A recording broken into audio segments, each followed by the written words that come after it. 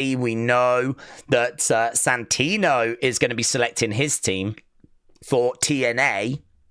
So we should be getting some really interesting developments on this show. I did ask you guys what your teams would be for TNA, NXT, the men, the women. So we'll have a look and see what feedback we've received. We'll have a look and see kind of what people are saying. But I did just want to have a look at a couple of things first. So we do have a preview for NXT. So if we jump over, we can have a look at that. That is not the correct screen. We want that screen. So, boom. Oh, yeah, we do have the new John Cena poster. So we spoke about this. I was saying, like, Saturday night's main event, how are they going to advertise the fact that it's John's last match? They're either going to scrap Saturday night's main event as the name, or they'll put, like, a subheading or something, because you've got to communicate that this isn't just a Saturday night's main event. You've got to communicate this is John Cena's last match, right? And this is what they've come up with, which, to be honest, I'm actually quite surprised how small the Cena's last match bit is, but at least they've put something there. So Saturday night's main event, John Cena's final match. I mean, there's no messing around. They haven't gone with farewell Cena or thank you Cena or something that maybe the casual fans won't understand. I mean, it's very easy to understand John Cena's final match. I mean, it is just what it is, isn't it? So there we go. Saturday night's main event, John Cena's final match. The last real champion, one last time. And Washington, D.C., December 13th. Boom. GOAT written in the background. I love the picture. I think the picture looks great. So I love the picture. Little bit misleading. He's not the champ at the moment, but whatever. And GOAT, I do find that to be a little bit strange. I do find it to be a little strange that this is a guy that's so humble and so caring. The last real champion. I hate that. I don't know who came up with that. I think it sucks. Why we've kept it, I have no idea, right? Why we've kept last real champion, no idea. Hate it. I really hate it, but you know, I'm not going to cry about it. It doesn't bother me that much. I just think it doesn't make any sense. I mean, wrestling will go what? It's so weird. It's so weird. I mean, John used to tell people to not big him up and call him GOAT and all of this, and here we are, look, in his last match with the word GOAT behind him and him kind of like his arms outstretched, just like, yeah, soaking it all in. And the words, the last real champion, like, I mean, look, they are just trying to build this as big as they can, aren't they? They're just trying to make this as big as it can possibly be. If you don't watch wrestling, then this is the GOAT, yeah? He's the last real champion, whatever that means. He's the champ at the moment, although he isn't. Don't worry about that, right? And there he is, just soaking up the admiration. Everything about this goes, this is the man. This is the guy. This is the GOAT. This is wrestling. And this is his final match. I mean, that is what they've gone for, isn't it? That's what they've done. They've gone for just building him up, bigging him up, making this as big as they can make it. But I do find some of it a little bit like a little bit cringe, you know. Last real champ. What's that even mean? What's that mean? It's not going to be another champion after John. He's not even the champion. He's the people's champion, but he's not actually. That's The Rock. The Rock's got a belt that says people's champion. He's not even that. He can't even claim to be that. Imagine if in his last match he beats The Rock for the People's Championship. Could we have done something with that? Should we have done something with that? I don't know. We did a stupid heel turn. So, anyway, let's have a look at NXT. Oh, wow, there's loads. There's loads to talk about, isn't there? So, Lash Legend is going to clash with Jada Parker, and Ava and Santino Marella are going to select their teams for next week. So, that might bring us over, actually, to your comments. Your comments. So, Paul said, I would have Fatal Influence, Jada, Soul, and Kalani against the Elegance brand and Inspiration. So, Fatal Influence, that's 2 people. Jada, Soul, Kalani. Interesting that you didn't say Zarya. So, she would be a bit miffed on the outside there. Against the Elegance brand and Inspiration. William said he would have Linda McMahon, Stephanie McMahon, Tori Wilson, Ronda Rousey. That would be the NXT women. TNA men would be Vince, Shane McMahon, Triple H, Omos. Great team. And TNA women would be Janelle Grant and TNA. Wow. To be honest, you could just have Janelle Grant stand there and that would be the end of the match, really, wouldn't it? I mean, she would win. Because we don't need the controversy of, like, do you know what I mean? Beating up Janelle Grant or anything. So, yes, William, thank you for providing a very different perspective. William said the TNA men would be Vince and John Laurinaitis. Well, we might need a bit more than that, to be honest. But I see the thread that you have chosen there. And thank you. Thank you. Right, Anthony said, WrestleVotes just said that next week's show is now called Showdown, not Invasion. Oh, really? Did that noise get so loud they felt the need to do that? That is such a shame. That is such a shame. If that is what they've if that is what they've done, then I think that's a shame. I don't see the connection. I really don't. But, you know, we've had that conversation. If they feel that it's going to be too hot, I mean, what, you didn't think it was a problem bringing Brock back? But changing that just felt like you had to do it. Well, I mean, look, it must be that they felt there was too much heat in the kitchen. Where's the WrestleVotes thing? So NXT TNA Invasion show is getting a new name. It's now called Showdown. Oh, well, there we go. They've changed it. And what's this? John Cena's last match to headline Saturday night. Oh, yeah, we know about that. Okay. James said, what is wrong with the Invasion name? Well, I mean, we know what's wrong with it. We know why they've changed it. I can only imagine they were like, yeah, we don't need that heat. We don't need like that spiraling out of control. To be honest, though, I have not seen really anyone talk about it. I mean, I go online and it's not like it's been trending or there's been big conversations around it. But perhaps they're just like, let's nip that in the buds. We don't need that to be flipping, you know, getting out of control.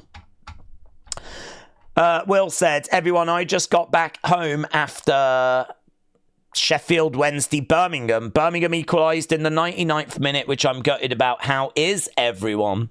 We're good. We're ready to roll. We're looking forward to whatever it is that NXT has got for us. I'm just getting tagged in loads of stories at the moment. Benny said, Daze, I was trying to look at PW Insider for reports, but I made a mistake and I had a look at PW Inside Her and I got material that might make you happy. It's material that I don't need to see right now, Benny. Honestly, there's so much going on at the moment. Like NXT call-ups. Fightful Select have learnt that NXT call-ups are being held close to the vest and are less strict as talent getting off of NXT TV to go to the main roster are less strict as a talent getting... I don't even know what that means. What does that mean? What does that even mean? Sources tell Fightful Select that NXT call-ups are being held close to the vest. Do they mean chest? I've never heard close to the vest.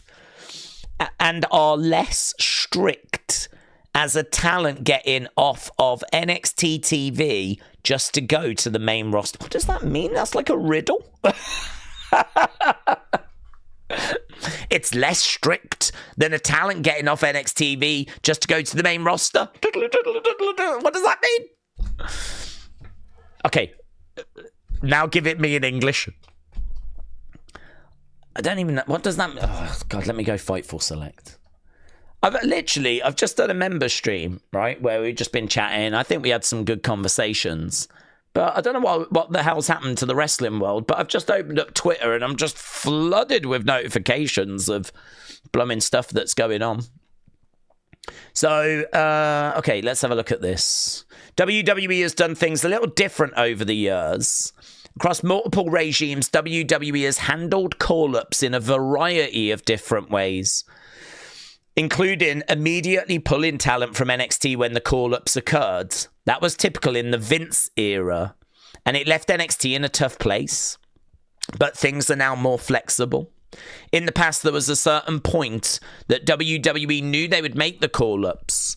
We're told that the way things have been handled internally over the last year has been different. Call-ups have been kept a lot closer to the vest. We say chest. And are less strict as a talent getting off of NXT. Okay, that makes a bit more sense now. I understand the rest of it. So what they're saying is now they don't just pull them from NXT and chuck them on the main roster, right? It seems like things have changed over the last 12 months.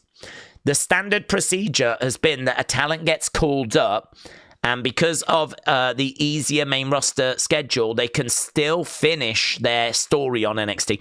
Right. So because the main roster is an easier schedule, like really you just do a few days, don't you? You travel wherever Raw is, stay over, do the show. There's no house shows anymore. And then you go back home and then you do it again next week. Right. So because that's an easier schedule, if you get called up, you can still finish off your NXT creative. You can still finish off your storyline. So it's not like you're off NXT, you're on the main roster, done, over. Now they can kind of work both a little bit more. That's interesting. It's also noted that the Performance Center source, WWE feels it's important to have a veteran wrestling presence with TV experience at the PC and on the show itself. It was stated by a source that there has been some that have been brought in that didn't have main roster plans, and a full-on NXT run was the intent. I wonder if that's Shawn Spears. Shawn Spears got brought back as someone that has obviously got a lot of experience. They don't seem to be moving forward with Shawn Spears. It's not like Shawn Spears is really next in line for the NXT Championship. I mean, he's the leader of the culling, and I get the impression that he's kind of going to be around NXT for a while. I don't get the impression they brought him back because they see him as a main roster star. So I think that's probably what they're saying. That they feel like they need to have some people at the PC that have been there and done it and have got that experience, which makes sense. But also they need some people on TV that have been there and done it and have got that experience. And Shawn Spears would come to mind. Shawn Spears would be that name that I would think of. We did get Tyler Breeze as well, didn't we, the other week? It was good to see him back. He would fit into that bracket also, but he only made like one appearance. So there we go. That's the news on the call-ups. Jared said, to be secretive, to keep one plans hidden, or to avoid taking unnecessary risk. That is AI's close to the vest meaning. Oh, yeah, we have close to the chest, which is very similar. So I know the saying, we just don't say vest. We say chest. Keep it close to your chest, yeah? I mean, I don't wear a vest. Everyone's got a chest, but not everyone's got a vest. So if someone said, keep this close to your vest, I'd be like, but I don't wear vests.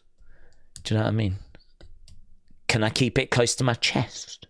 And they'd be like, no, it's got to be vest. And I'd be like, well, we've got a problem here. I don't want to get too bogged down in detail, but I don't wear one. I've never wore one. Well, that's a lie. I might have wore one at primary school. Do you know what I mean? I don't know how I feel about vests, actually. Now I'm thinking about it. I think I'm a bit suspicious of people that wear vests. I'm a bit... Do you know what I'm even more suspicious of? I'm more... Anyone that wears long johns. What's that about? What's that about? Eh? That's like wearing pants under your pants. Do you know what I mean? That's like a full set of trousers. It's basically like wearing leggings underneath your trousers. I used to have a friend at school that used to wear long johns, and it was always an issue in our friendship. It was always a barrier, I'm afraid. If you're in a really cold place, I get it. If you like live in Alaska, I get it. But vests, long johns, those kind of undergarments, I feel very uncomfortable around them. Very uncomfortable. Very uncomfortable. I think part of it is I can visualize the person getting back home, taking their shirt off and just lounging around in their vest and long johns. And it makes me feel a bit sick, to be honest. Makes me feel a bit sick. It's got pedo vibes. I said it. It has, hasn't it? It does. It does have pedo vibes. I'm not saying that everyone that wears long johns is a pedo. I don't want that going out on the internet, but it just is a bit unnerving, to be honest. So I'm not a fan of close to the vest, really, for that reason. Big Time said, Daze, WrestleVotes have confirmed that WWE has changed the name to Showdown. Yeah, we just spoke about it. I don't agree with it. I've not seen any drama around it. I've not seen people like talking about it or demanding that it change. I've not seen it trending. I don't know why they've kind of felt the need to do that. I don't know why they brought Brock Lesnar back, but they felt the need to change that name. I don't know. I don't get it. I really don't get it. But their choice. James said, the Hardys are on NXT tonight. Well, that's good. That's good. It's always good to see the Hardys. Dormouse said, when you're in Canada in midwinter, you'll wish you had them. Well, Dormouse, I did say if you're in Alaska or somewhere like that, so Canada can kind of have a pass, right? I understand it's different climate, different rules, but to be honest, I don't think they're required in the UK. Certainly not the part of the UK that I live. Maybe if you go up to Scotland, you know, maybe I can give a pass. But I don't want to let too many people off the hook because it is very, as clothing goes, I am very suspicious about them. Very suspicious. Daze, if you could sit in Gorilla for one moment in history, what would you choose, says Harry? That's a brilliant question, Harry. That is a brilliant question. Okay, I had three things that came to mind straight away, so it makes sense to just name them, doesn't it? WrestleMania 1, because WrestleMania 1 is arguably the most important show. You know, Madison Square Garden, it's what launches everything. I think to be in Gorilla, which you do actually see backstage, and I don't think there was much of a Gorilla. I actually don't know where their Gorilla was, because you actually see the corridor leading into... I mean, it's really weird, actually, because you know, like now, how we've got the wrestlers walking through Gorilla and we film them before they make their entrance. You know, like, remember Jacob? He was like, I'm all gas, I'm no brakes, yada da mean, like this. And then he'd walk through Gorilla and come out. That feels quite new, feels quite innovative. We've not been doing that, right? We wouldn't see them make that walk under Vince and Kevin Dunn. Ironically, go back to WrestleMania 1, that's exactly what we were doing. We actually had the wrestlers in the corridor walking their way to the ring. Then they would go through the curtain and then we would switch into the arena and we would see them out in the arena. So that walk, we were doing that in 1985. We didn't, for WrestleMania 1, I don't think they were cutting promos as they were walking, though. They were just focused on, here we go, yeah? But yeah, it's weird we were doing that. So I don't actually know where Gorilla was then, but I think to be at that show would be really interesting. The moment though, because you said moment more than show, so my brain immediately clicked to the Montreal Screwjob. Because Montreal Screwjob, I mean, who wouldn't want to be backstage with Brett going mental, Vince getting knocked out, you know, and the fallout of the Montreal Screwjob in '97. You kind of go, ooh, that'd be good, wouldn't it? That'd be good. It's like, I mean, like, just chaos. Just chaos.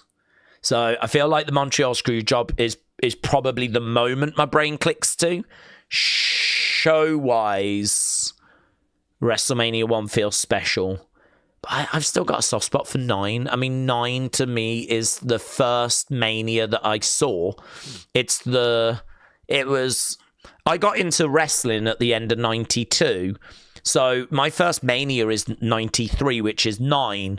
So really, I'd been watching wrestling for a months before we get to Mania. So by the time we get to Mania, I'm enjoying the builds. I'm enjoying the spectacle. So I don't think I could ever get enough WrestleMania 9 content.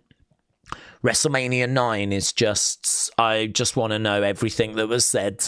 I want to know everything that went down. They did a documentary on it the other year, which I watched and loved. I didn't learn loads from it, but I got more information about WrestleMania 9, which is regarded as one of the worst WrestleManias, but it's a bonkers mania because it's the toga party and it's at Caesar's Palace. So honestly, I think for me personally, I would love to be just backstage at 9, just like as a kid, just in awe, you know. I think we've all got those moments, haven't we? Like a show. I mean, the show itself sucks. I will not say that it was a good show, but what I will say was that everything about the Mania, everything about, you know, the setting, the builds, everything about that Mania just grabbed me. That show just means so much to me. Even though the matches themselves were boring, but you got to remember, as a kid, you don't care. I didn't watch that and go, oh, this is 2 out of 5 stars. Do you know what I mean? You just watch it and you're like cheering on the people you want to see win, and that's all that matters. You weren't watching like judging the matches or anything. Yeah, honestly, I think that it is. Something along those lines. But for a moment, probably have to be the Montreal Screwjob. Jared said, you used to have a friend. I guess you didn't stay friends with Long John Friend. Well, he was a good friend, actually. He lived up the road from me. We used to walk to secondary school. And then we would go to college. We went to college together as well. So probably hung out with him for a good 7 years. But the thing was, as soon as college ended, you see, I say this a lot actually to the kids. If there are kids watching, I'm going to drop you some advice. Make sure you know what you want to do when you're older. It's the best advice I can give. Make sure you want to know what you're going to do when you're older. Don't finish school or college and then go, oh, what shall I do? What shall I be? I mean, you've got to be putting that work in now. You got to know what you're working towards, because I didn't, and I think it's probably the biggest regret of my life. Biggest regret of my life is probably at school not knowing what I wanted to be and then working towards that, because I finished school, didn't have a clue. Actually, when I finished secondary school, I mean, that's when life just slapped me in the face, because it's like, what are you going to do now? And I was like, I don't know. So I did what any clever person would do. I just copied what my mate did. My mate was doing like drama and theatre studies, and I was like, I'll do that. But the thing, what was amazing was I didn't even take drama as a GCSE. I didn't even study drama at secondary school. So the idea that I was just going to go to college and just, you know, learn from scratch. To be honest, I mean, it is a bit of a minor miracle that I was able to get through and actually learn and, you know, kind of do okay. But yeah, I mean, I just didn't have a flipping clue. But then, of course, when college ended, life slaps you again and goes, what are you going to do now? And you go, I don't know. So that time, I didn't actually play the same game of copy what my mate was doing, right? I don't know why, actually. I don't know why I didn't. I actually don't know why. I absolutely could have just copied what he had done again, but I didn't. So he ended up leaving and going to uni in Wales, actually. And I didn't. I stayed in college for another year because I thought I need to figure out what I am going to do. I need to figure out who I am and what I'm going to do. And so, you know, I got to the point where I think I was like, yeah, you need to be an adult now. You need to start being an adult rather than just copying people. So I stuck around, but I still couldn't work it out. And after another year, I was like, well, I'll go to uni. I'll try uni. And I hated it. It wasn't right for me. I just hated it. I mean, I think it would have been better if I'd made friends and stuck it out a bit longer and created a friend group, but I was completely on my own. I didn't know anyone. I was doing drama, which I felt comfortable with, and I was doing music that I don't know why I did music. But really, me as a kid, I'm just lost. I'm just lost. That's the best way you can sum me up. I'm just lost. I don't know where I'm going, what I'm doing. I'm just completely lost. And honestly, I remember saying to my dad, I was like, right, I'm gonna quit uni. It's not working. And he's like, well, that's fine. That's okay. But you got to get a job. And I was like, okay. And so I ended up going into that, you know, entertainment retail. I got a job for Christmas. And I've told the story before, like, there was no plan B. I was completely lost. I knew I had to work my nuts off. I would work my lunches. I would get in early. I'd be there till late. I'd do that day after day after day, just hoping they would keep me on after Christmas. And they did. And then I stayed with that company 15 years and I had the greatest time. Loved it. Landed on my feet. Found an amazing job. So yeah, to be honest, I've not seen that friend since he left college and went off to Wales. I've seen on Facebook that he's, you know, got a wife and kids now. And I don't know what he does for a living, but I know he's got a wife. I know he's got kids. And you kind of keep up with people that way, don't you? So, you know, I've got a lot of friends actually from school, college that I have not seen in probably 15 years, maybe longer, 20 years. That I don't even know you could call them friends anymore. They used to be friends. But it's the way life goes, isn't it? That's life. You're my friends now, right? Whether you want to be or not. And I kind of think that that's the best advice I can give is really try and figure out who you are, what you want to be, where you're going. It's one of the hardest things to work out for some people. Some people just know. They're like, yeah, no, I'm going to be an engineer. I'm going to be whatever. I've always wanted to be a vet. I've always wanted to be a teacher. I've always wanted to be a nurse. I'm jealous of those people because you know who you want to be. And you can work towards it. You've got a purpose in life. I'm jealous of you, even now. So yeah, you know, I'd say try and figure that out if you haven't already. Benny said TNA, Top Dollar, Mance Warner, Matthew Rayholt. I don't know how you say his name. That's Aiden English, isn't it? Special Agent Zero and Tom Hannafan versus. So you would have like commentators in the team, would you? Trick, Oba, Tony, Inamura, and Sean Spears. I don't even think Inamura's still around, is he? Did he go back to Noah? I think he might have gone back to Noah. I don't know that I don't think he's still with us. He's not dead, but I don't think he's still with us, to be honest. You could have just said that he moved to Wales instead of giving a documentary, said Jared. Yes, but I know that people would like to have a bit more than that. If you just say, oh, he went to Wales and move on. I mean, I think that you can give quick answers to questions like that, but I think it's more revealing and a bit more satisfying if you give some more detail. That does get me into a bit of trouble sometimes in the sense of I don't get to kind of get to as many different comments as possible. You know, I don't get to as many different people as possible. But I don't know. It's a trade-off, isn't it? I mean, I sort of feel like if you just give very shallow answers, I don't think that really helps people understand your perspective or who you are or where you come from or what you stand for or what you're about. So it's a bit tricky, to be honest. I do get blasted for that quite often, but I don't know. I think it's the right thing to do. Big Time said, Daze, Raw did 2.3. It's a new all-time low across 7 days. It's a real shame for a well-received show. Yeah, that is a shame. I mean, I do think things are a bit of a struggle at the moment because the football's back and it is that time of year. I mean, historically, this time of year is horrible. I would say it's a bit early to say that, actually. But, yeah, football being back and us heading into winter...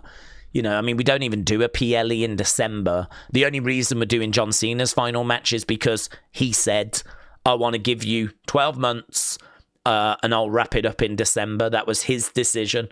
He could have ended it at WrestleMania, but he has basically booked this year off to do and commit to wrestling. He's got a couple of other projects, of course, but by and large... I'm wrapping up my career in 2025. That's how he wanted to do it. Otherwise... I don't think they would choose to have his last match in December. It's just, we don't even do a PLE in December these days. I mean, how rare is that to not do a PLE in a month? But, yeah, I mean, historically, December's been awful. Everyone's seeing family and Christmas shopping and they've got other priorities, you know, which is understandable. But, yeah, this is not a great time of year. With the football being back and, you know, winter coming in and Christmas getting closer. Yeah, I think that's probably... I'm not making excuses for it, but to see a little dip at this time of year, I think is probably about right. Wrestle with Andy said, Daze, send me some old photos. I need to make the Daze full career documentary. You don't, buds. You don't. It's it would be a horrifically depressing tale of a lost child, a lost boy just trying to find his way in the world. That is who I would put in for the NXT team for the men and the women, said John. Carmen, Kalani, Zolruka, and Jordan for the women. Johnny, Ciampa, Ricky Obertrick for the men, says John. John, thank you. Big Time said, Daze, we have not gotten WWE or ESPN touting the viewership for WrestlePalooza, which might indicate it was low, given the $30 price, lots of confusion, and people just prefer Peacock. Yes, that is true. I really don't. I mean, what I can tell you is that when we do a normal B show, we probably... my expectation is maybe 35 to 50,000 views, right? I don't like to go in with too much of an expectation because it's obviously not great to count your chickens before they hatch. But we've been doing this so long, I think I can have a degree of expectation, a degree of this is where it should be. This is where it has been, right?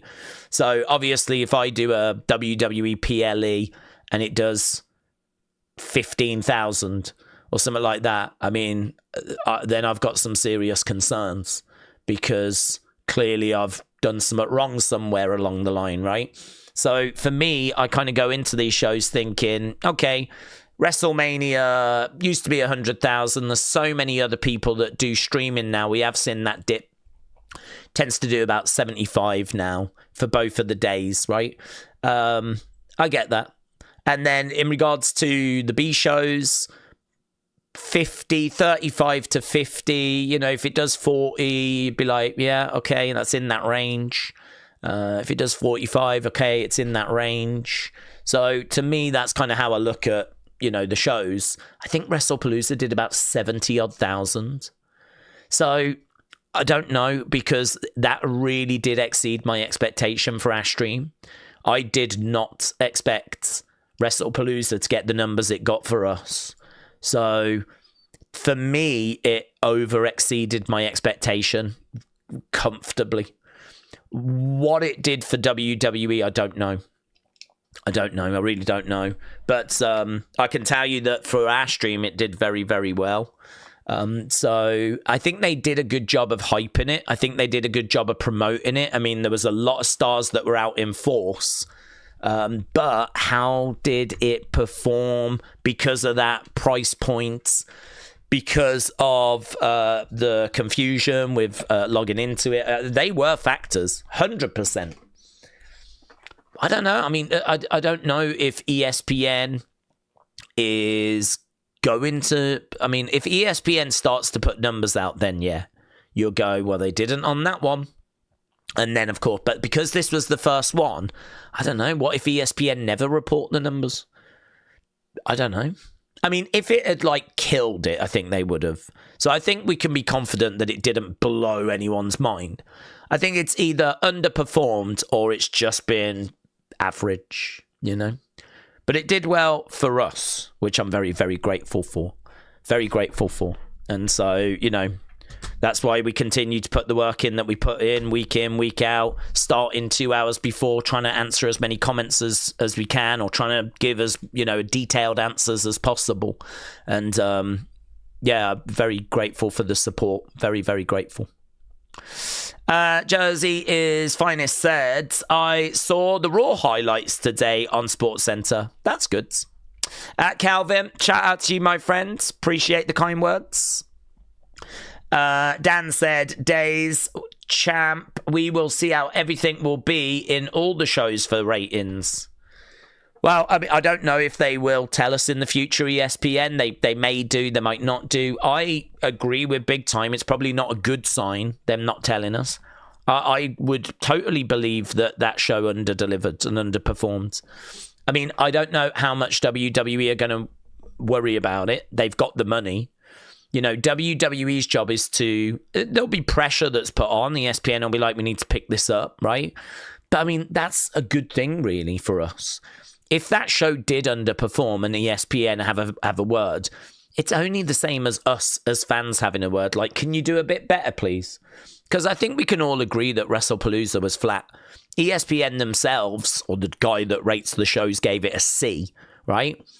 I mean, there is no way Triple H and that creative team didn't get the message. They got the message. They got the message that show was not good enough, right?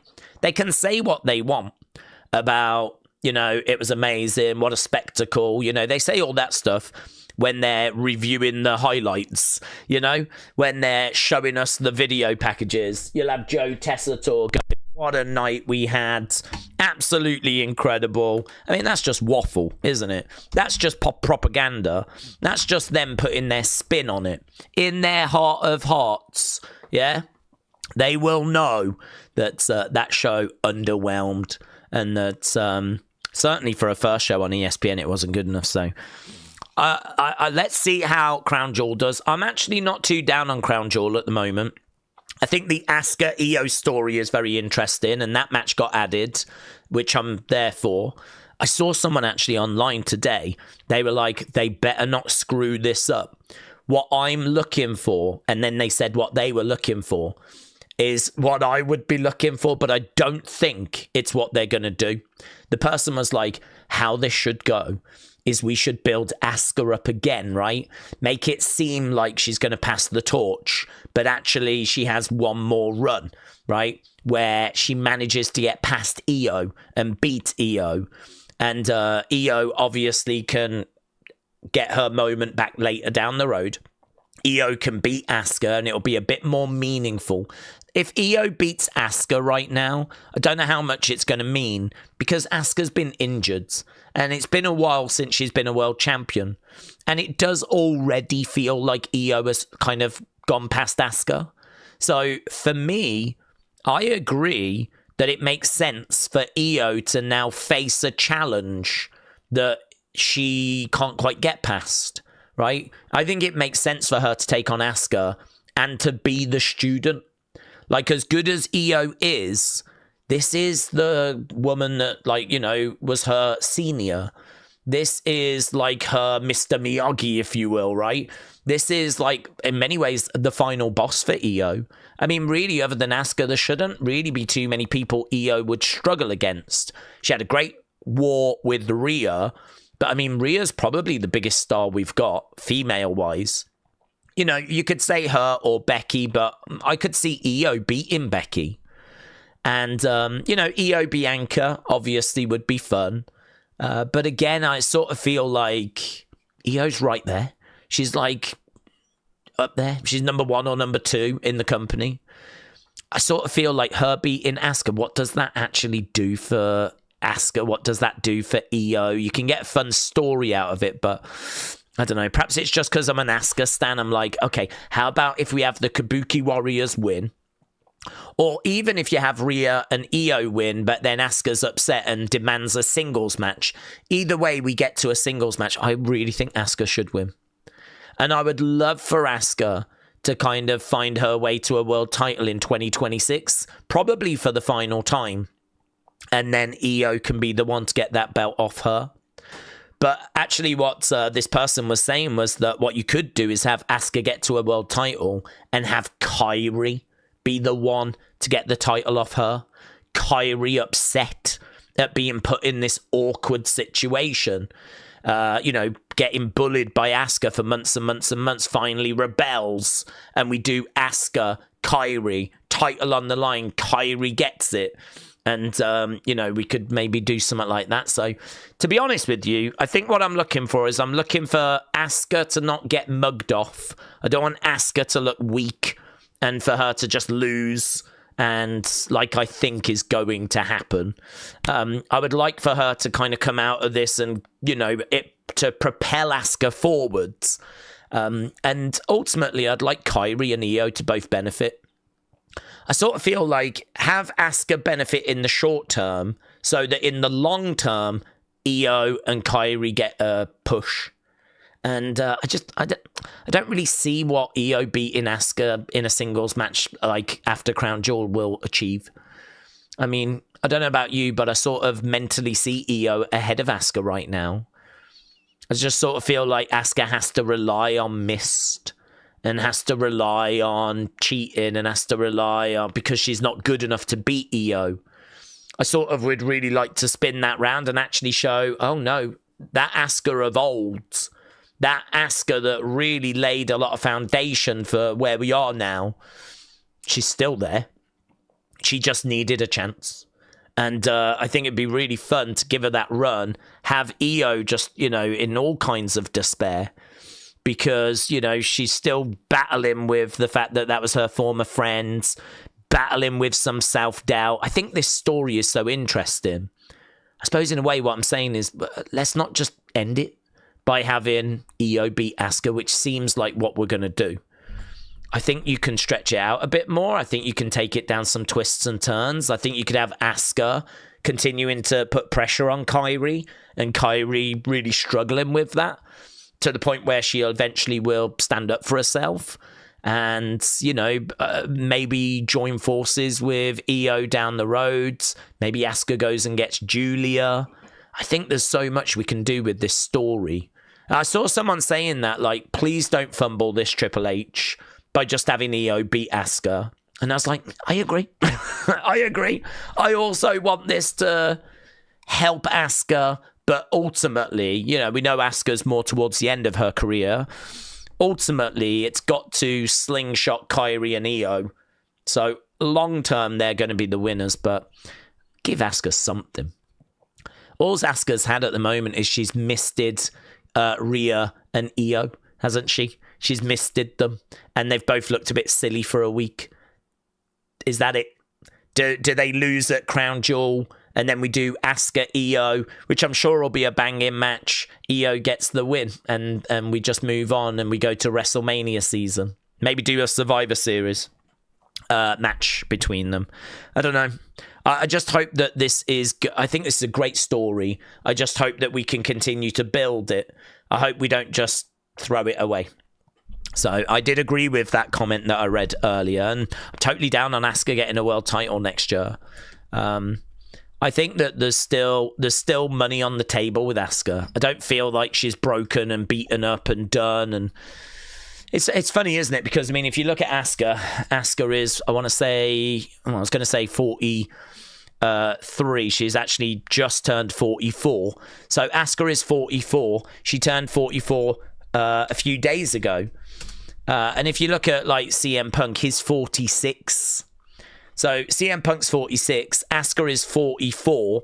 There's no reason. I mean, like, we're all waiting for CM Punk to get a world title. There's no reason to like just give up on Asuka. It's not like she's old and it's over and it's done. And I do agree with Charlotte a little bit. We do kind of give up on women when they reach a certain age a bit more than we do the men. So yeah, I'm hoping that we've got something up for Asuka in the future. Big Time said, in saying that WrestlePalooza was up in 25 countries internationally for WWE on Netflix, which was excellent. In saying that, WrestlePalooza was up in 25 countries internationally on Netflix, which is excellent. Raw is usually top 10 or 13. It's the US fans getting screwed by ESPN. Yes, that's true. Globally, it might have been okay. Globally, they might have done some numbers, but I don't know. I mean, look, we all know that WWE's booking in 2025 has not been good enough. So if they are getting punished a little bit in ratings here and there, I think they deserve it, honestly. I think that we can all agree if a show is good, it deserves good ratings. If a show is bad, it deserves bad ratings. Life doesn't work that way. You can actually put on a great show, but go up against Monday Night Football and get battered. I mean, show quality does not equate to ratings. Even though, you know, I think a lot of people online sort of view it that way. You know, show is rubbish, so you get rubbish ratings. But that's not always true. But honestly, as a diehard WWE fan, I don't mind them getting a slap wrist every once in a while. I don't mind those ratings being poor once in a while if they deserve it. And I think in 2025, they deserve a few slap wrists. I think they deserve a few wake-up calls. Because to be honest, it's not just me saying that it's not been good enough. It's been pretty consistent across the internet and pretty consistent from you guys. I mean, I read your thoughts in the review videos, and I'm never like giving shows a 5 or a 6 and you lot are at 8. You know, it's fairly consistent. I'm pretty much in line with the community, I think. I tend to be maybe like half a mark out here or there sometimes. But by and large, I think we're pretty much on the same page. So for me, I think that in 2025, it's okay if they get a slap wrist here and there. And if WrestlePalooza was a slap wrist, I'm fine with it. If that rating was underwhelming, I'm fine with it. Because it doesn't mean this is the beginning of the end. Far from it. I mean, they're so strong. They're in such a dominant position. It doesn't mean this is the beginning of the end. But what you do hope is it means that creative team sort themselves out and actually get more creative. I do think where we are right now is one of the best parts of the year. Not from a viewpoint of view, but from a story point of view. I like the Jimmy situation. That's obviously very interesting. I like the Asuka situation at the moment. I like the Bayley situation. I like the Sammy Open challenges. I'm here for that. Obviously, we've now got Randy back with Drew and Cody. That feels like it has potential, but it doesn't feel like it's really got going yet. So maybe we can build on that on Friday. But, you know, we need something really tasty for Cody. Which, in all fairness, he's been away doing a film. He came back and just went straight into a match with Drew. So he hasn't really been back very long. So maybe we can start building something now. So maybe we are going to make some progress with Cody. So, you know, I look at that and I'm like, okay, yeah, we got something there. We haven't really got going with Stephanie as a world champion, but I'm interested to see what they're going to do with her and what feuds she's going to have, because I think that's got great potential. So I'm looking around at Raw and SmackDown. I am finding things quite comfortably that I'm engaged with. And honestly, you look at the road to WrestleMania and that did not feel as exciting as right now. I think the road to WrestleMania was flatter than what we've got right now. I think now is better. This feels better than the road to WrestleMania to me.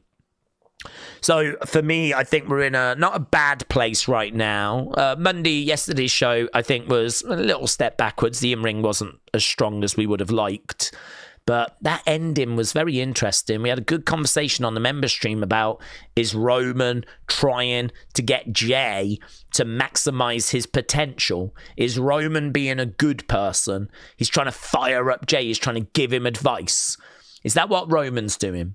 Or is Roman trying to create a new monster? Is Roman trying to once again get that power back? And the only way that he knows how to do it is to be ruthless, is to do what he did when he was the leader. But he's been and done that. Is he looking at Jay now thinking, well, we could unleash a monster here on Raw? Rather than me having to do all that work, I could help Jay, give him advice, build him up. I don't know what Roman's intentions are. I don't know if they're good intentions, trying to support the family, trying to help a cousin, or if they're bad intentions, like trying to create a monster, trying to get power back to the family. I don't know. They could be good. They could be bad. Certainly Jimmy is not keen on them. Certainly Jimmy is concerned, as I said in that video. Days, we've been down this rabbit hole so many times with WWE where they sign these mega deals. The partners then feel the numbers are below expectations. We saw that with Fox, maybe Netflix and ESPN. Well, maybe. I mean, Fox, yes. USA obviously like WWE. CW don't are over the moon. So I mean, it's not always happening, is it?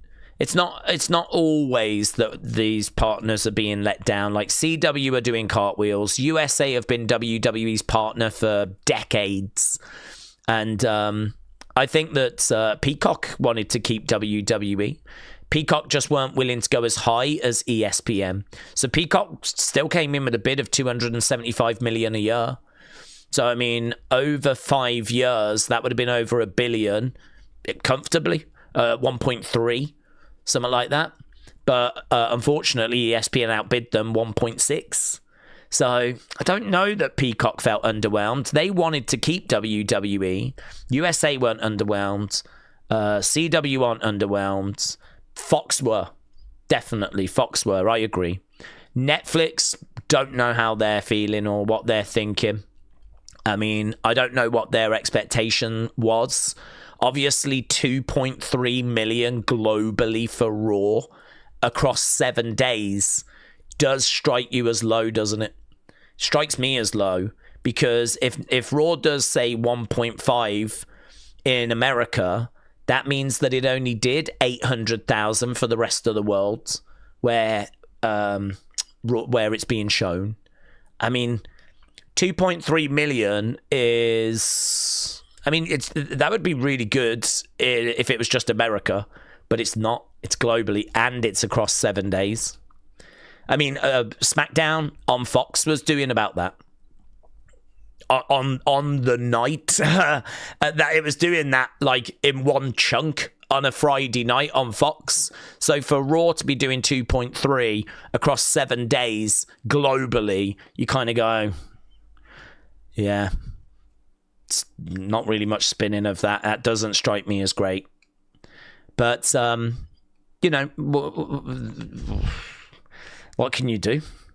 I kind of feel like we sit and we talk about how the shows are not quite where we would want them to be. And that's getting reflected in the ratings now. We're seeing that in the ratings. You know, we knew that when the football started, the ratings would dip. So they needed to try and increase where they were so that when they dipped, it didn't drop too far. They were at 2.5 and they've been there for a lot of this year. And of course, when the football starts back up, it's going to drop. And so they've dropped to 2.3. What they needed to do is get that 2.5 to 2.8 so that when the football started, they dropped to 2.5. But they've gone down to 2.3. So listen, if there's concern in that... room, if there's concern in that creative department, then good. I hope there is. I think they've been rubbish in 2025. I think, ironically, they're doing some of their best work right now. But, yeah, I think creatively it has been a bit underwhelming this year. Can I just tell you that I have and I promise you this, I have not seen anyone mention Invasion. I've not had people getting in touch with me about Invasion. I have not read anything about Invasion. The only thing I saw was what a couple of you tagged me in yesterday, which was that one of the Jewish newspapers had taken offense to it, right? That was the only thing I'd seen on the 2-year anniversary of Israel being attacked. I've not seen anything about it. Even as I was sat here, as you lot told me they changed the name, nothing about it. As of right now, it is now starting to trend. Invasion has now started to trend. I don't know if they've not made this into a story now. I don't know if it was fine and no one was really engaged with it as a story, and now they've changed it. They now might have actually made it a thing, because that was not there before, and it was not trending today. Because I always check and look at the trends, and I always look to see kind of where the conversation is before I, it's one of the first things I do. And now there it is. Now that WrestleVotes have announced that they've changed it. So I don't know. I don't know how people feel about it. They've made the call on it, and fine, whatever. If they think that's in the best interest of the business, fine. Right, let's get back to the chat, shall we? Wrestle Andy said they've worked themselves into a shoot by changing that name. It does feel that way, honestly. It does feel that way. James said, my team for TNA would be Moose, Eddie Edwards, Kazarian, Joe Hendry, and Matt Cardona.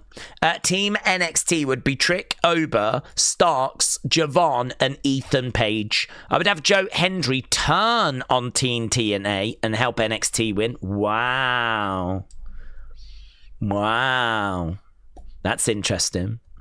I don't really have a team, to be honest with you. I've not really sat down and thought about it. I mean, obviously, I would just scrape the top end. I mean, I'd be looking at Javon. Yeah, I'd be looking at Ricky, Ober, Trick. I feel like they picked themselves because, I mean, that is your top end, isn't it? Ethan's your mid-card champ. I don't think we're doing any other matches apart from the tag match. They've only announced the 2 Survivor Series matches and then the tag match. So I sort of think, yeah, why don't you just get all your big names, your big champs involved? I mean, you would have JC, Lola. Can they coexist? Maybe Fallon, Sol Ruka. I mean, those would be you're just scraping the top ends, aren't you? Really, and then you do the same for TNA. I can't really do that. So it's interesting to see what people have got to say about who they would choose. So yeah, good. I like that. Let's end this Q&A because I think we've pretty much got the feedback we were looking for. Right, Alex said, if we don't have other matches, I'll be a bit disappointed. I don't know, to be honest, because those Survivor Series matches are not going to be quick, are they? I mean, your 2 Survivor Series matches are going to take a good chunk of time. They're not just matches that are going to be done in like 15 minutes. I mean, both of those could go 40 minutes. And then with your commercial breaks and everything, it ain't going to leave you much time. So, 2 Survivor Series matches, and then you've got your tag team match where the 2 teams going against each other. Is there scope to fit a match in? Is there room to fit another match in there? I mean, maybe, but I mean, you can't do Trick against himself, or Trick against Ricky, because Trick doesn't really represent TNA. You can't like, I mean, you can't have Trick against like the NXT guys, because that's the problem. Is NXT have got both of the top titles, so you can't do TNA NXT for the men, or TNA. I mean, it's Kalani against JC. That'd be NXT against NXT. So you can't do the top 2 titles. Probably why we've had to settle on just the tag ones. I don't know if we could do mid-card, if you could do Ethan against, if there's Leon Slater, maybe. I don't know. I don't even think that's I don't know if that's a match we're looking for, though. Leon Slater, the X Division champion, against Ethan. Don't know. I really... you might get something else added, but I don't know what it would be. It would have to be NXT versus TNA. And I do think those 2 Survivor Series matches are going to take a time. Long Beach Hippie said, I worked 22 years at Toys R Us. Oh, that's cool. I got a storage unit just full of toys. From 1990 to 2012, I collected everything. And I got things cheap as well. I love retail work at Toys R Us. Yeah, great, amazing. I think I would have loved that job as well, actually. I think that doing something that you love is so important. And if I was to live my life again, I don't know. I mean, I don't know. I'd be quite happy to do it again, what I did, to be honest. Even though I was lost, I still found my way to something I really loved. And I love doing this as well. So I'm kind of grateful for what I've had and my journey. But honestly, if I'd worked in Toys R Us, I think I would have been loving it as well. Until, of course, it sadly closed. But yeah, a lot of those toys have gone up in value now. Collectibles and old toys and all that sort of stuff seems to be kind of doing really well on the secondhand market. My brother loves buying micro machines. So my brother's a bit younger than me, but he loves cars. He used to play with cars when he was a kid. And I don't know why, but micro machines has really kind of, been his thing. And so he buys these packs and that are still perfectly sealed and look really nice. He buys those. Like, he doesn't collect them so much loose. He likes the ones in the packaging. And he keeps showing me like these like trains and, this is a rare one. It's a car that goes in a car and all this kind of stuff. He's really into those things. But to be honest, he just really buys and sells. He buys them, keeps them for a bit, and then sells them on. Like, he's not someone that needs to keep a permanent collection, but he just likes to have them, look at them for a bit, and then he'll sell them on. So, yeah, honestly, I bet a lot of the stuff you've got in your garage has really gone up in value, to be honest, buds. Toys are, very collectible. Shout out Daze, since we've got AAA PLEs, should the English announce table be destroyed every time? I think so, Carl. Yeah. I think the Spanish deserve it, don't they? We've murked their table a lot. They should be allowed to murk ours. So, yeah, I think it's probably only fair. James said, for the women, TNA, Rosemary, Tasha, Tessa. Really, would you have Tessa? Would you?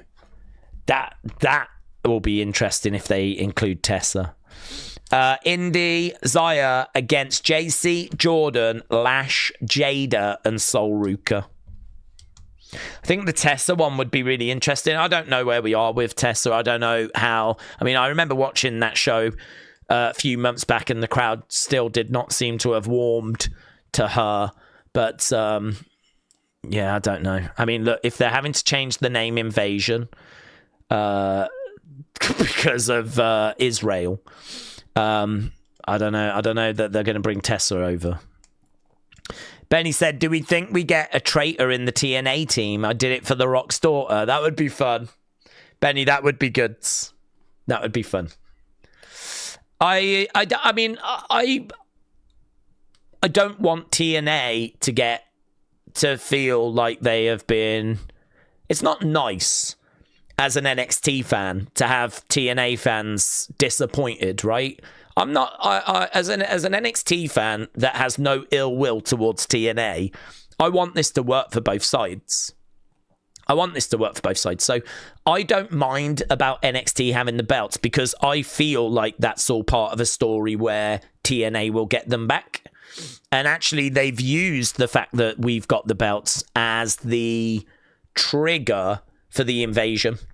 So TNA have invaded because they feel disrespected, that their belts are kind of being held hostage, if you will, right?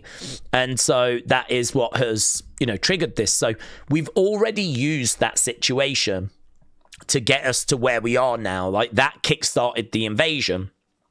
So, without that, we would have had to have found a different reason. So I would say that, we're already seeing some good things coming out of it. Plus, also, it gets the TNA belts onto a big show. NXT, as we know, gets like 600,000, 700,000, but we don't know.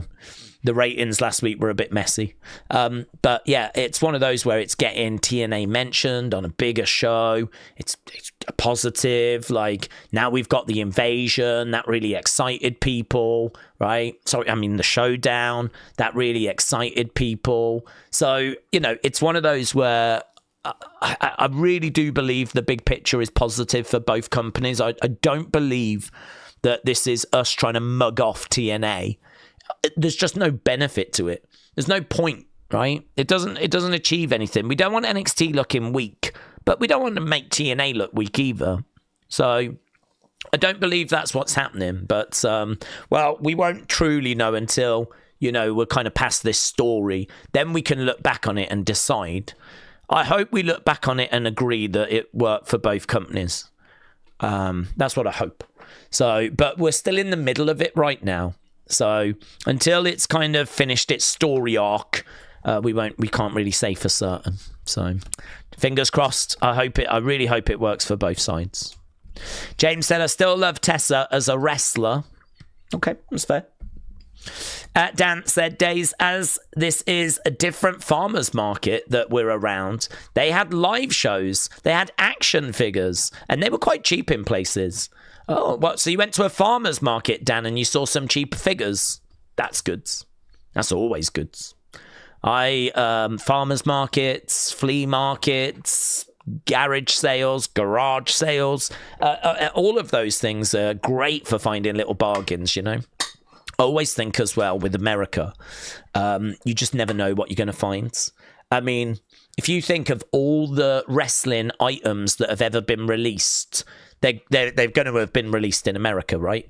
And so you've just got all this like signed stuff. All wrestlers have signed things over the years, and there's shirts from back in the day, figures still in packaging, random items from over the years, like memorabilia, posters, ring aprons, banners, signs. I mean, just think of all the wrestling stuff over the year. It's probably majority in America somewhere, in a storage unit, in an attic, in a basement, on display.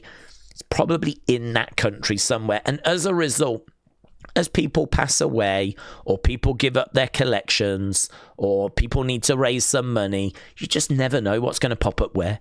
I mean, I feel like in the UK, obviously, we're just not going to have much of that stuff. I mean, obviously, there's been shows over here and merch has been sold over here. So we've got a degree. There's a percentage. There's still fun, rare collectibles you can find over here on eBay.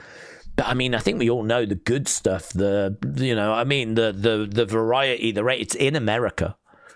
So yeah, you just never know what you're going to find over there. It's why, like, it's quite exciting to go to a secondhand toy store in America, or go to... I mean, I did a video where I went to a secondhand toy store. I could not believe the amount of stuff that was there. It's on the channel. It was honestly mind-blowing. The shop was mind-blowing. I'd imagine most of you have seen that video by now. It's been up for a long time. But, yeah, it was... It was one of the craziest shops I've ever been in, and it was in Orlando. Well, I think it might have been just out of Orlando, actually, but it was in Florida. It was amazing. So, yeah, I would love to go, like, hunting to see what could be found, you know, from a wrestling memorabilia point of view. But, yeah, just, I don't know. You could spend so long looking for stuff and kind of come up with nothing, but... That'd be a great channel, honestly. Imagine a YouTube channel where someone just goes hunting for wrestling merch, and they just go to all these different toy places, car boots, conventions, storage units. They just flea markets, and all they are focused on is, what can I find that's wrestling? And that's it. That's the whole premise of the channel. They don't do reviews. They don't do streams. They literally just go around trying to find those gems. They just see what they can find.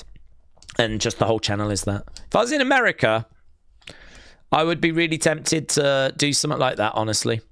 As maybe a second channel if I could fit it in. Because that just sounds like so much fun.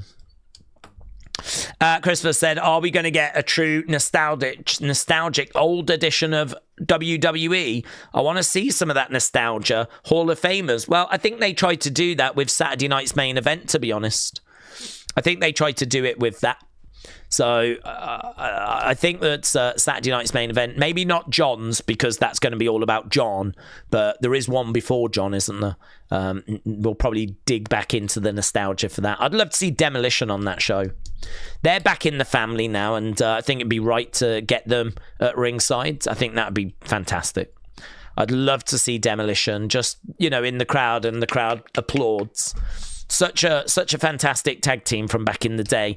They, I don't know that the place would go crazy or anything like that.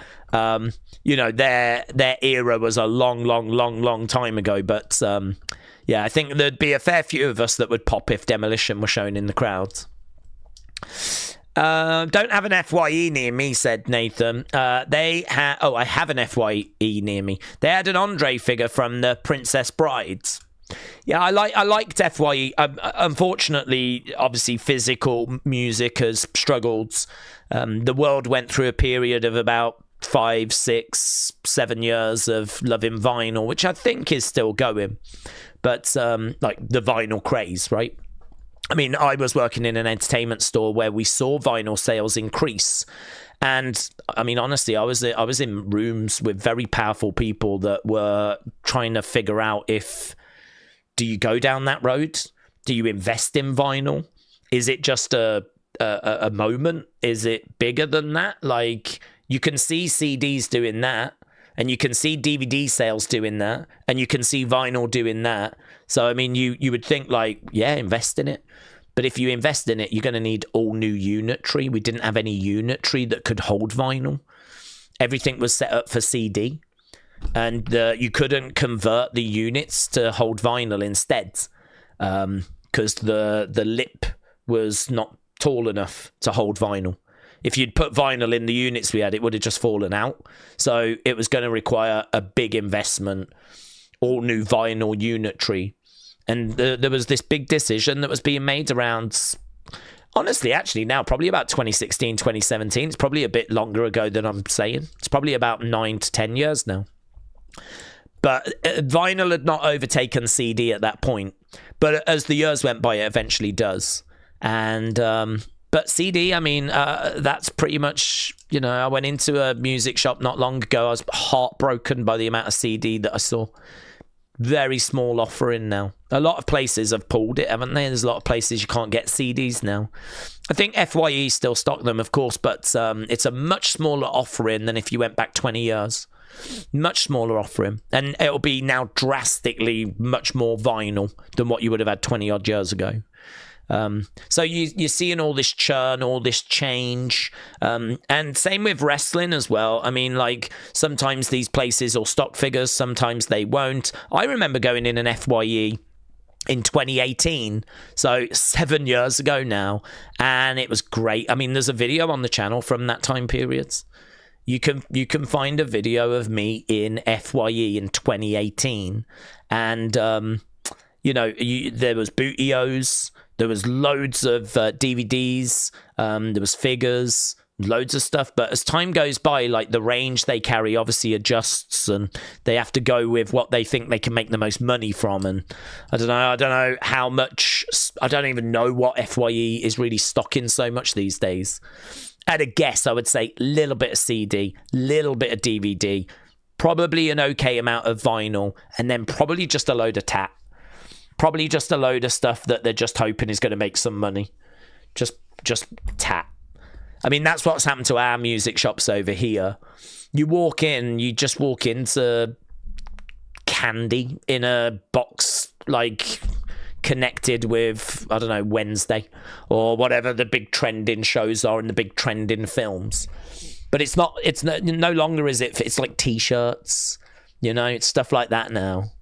Bumper stickers and soft toys of Japanese anime and stuff like that. Back in the day, you used to walk in, you'd be just racks of CDs and DVDs and games at the back and some t-shirts over there, some speakers, tech section. Now you walk in, you just don't. I don't even recognize what the majority of the stuff is. I don't even know what it is. It's all that kind of Labubu stuff. I don't know what's happened to the world. I don't know what's happened. I sound like an old man shouting at clouds. But honestly, I walk in, I'm like, I don't even know what any of this is. I'm not excited by it because I ain't got a clue what it is. It seems like Korea and Japan and their culture has massively took over. Seems like that's really kind of grabbed the kids' attention, you know? So there's a lot of like anime stuff and I don't know. I can't Sailor Moon. Yeah, stuff like that. Akira. I don't know. I'm just saying words now. Studio Ghibli. All that kind of stuff, yeah. Which, fair play. It's never been my thing, but that seems to have grabbed the youth. There is some really cool vinyl record stores just a few minutes from my house. It's called Inner Groove. Oh, that's nice. That's good. I'm not a vinyl person, personally. I've always been a CD guy. I think the quality for CD is better. I think that vinyl, there is a warmth. There's maybe a better connection with vinyl. Obviously, the artwork being bigger is nicer. And I think it's classier to show off your vinyl collection than your CD collection. CD, it's quite cheap and disposable. It doesn't scream class. It does have quality though. I mean, the sound quality you get off a CD is excellent. I believe superior to a vinyl, but don't quote me on that. It's probably very close. But there is something warm and credible and cool about vinyl. I get that. But I've just never been a vinyl collector. I always got CDs. So if I went to a vinyl store, I'd have a flick through, just have a look at some of the albums, but I'd largely look at their CD range. That's where I would go. But I love those shops.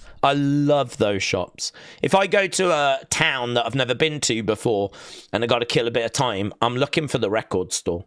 Or I'm looking for somewhere that will sell wrestling figures or something, like if they've got a local toy shop or something. But to be honest, you don't tend to find those so much. I mean, like, I feel like Smith's has pretty much got toys on lockdown for us in the UK. So you don't get so... And if you do have, like, little local toy shops, they don't tend to carry wrestling figures so much. Or if they do, they'll have a peg or two that's got a few things on. They tend to carry Lego, board games, teddy bears. You get a lot of that kind of dolls. You get a lot of that stuff in like little small independent toy shops. You don't get so much wrestling stuff. So yeah, if I was to go to a town, I'd try and find a music shop, but so many of them are closing. So disappointing. James said, unfortunately, these days, town markets are pretty much dead now with online. It's true. It's such a shame. I mean, we have a real problem with our high streets now because our high streets used to be a real hub. Do you know what I mean? Like on a Saturday, they used to be heaving. You'd meet your friends down there and everyone would go shopping. And, the high street was on a Saturday, felt like... I remember working in retail, of course, on a Saturday.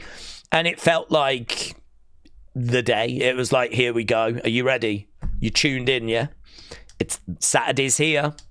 In the week, you'd have your quiet periods where you could place your orders, stock your shelves. Saturday is just go, go, go, go, go. Just go, go, go, go, go.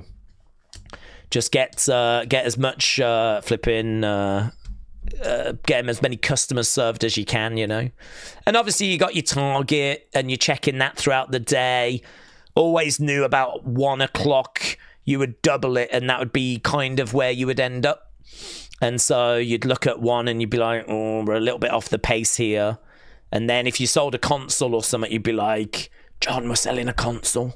Oh, okay, yeah. And it was like that, It's good, man. I really enjoyed working in retail. It's really good. That's why if this falls apart, fine. I've really enjoyed this, but I'll quite happily go back to that. I really enjoyed it. Days, I miss the good old days, like the 80s and the 90s, the early 2000s. They were the best times, said Christopher. Yeah, they were good. I think there is some about nostalgia, though, because a lot of the kids growing up now will look back at this time and go, man, I so miss kind of the 20s. I think they'll call it the 20s, maybe. I don't know what they would refer to this as. I mean, it's weird saying the 20s. It makes me think of the 1920s.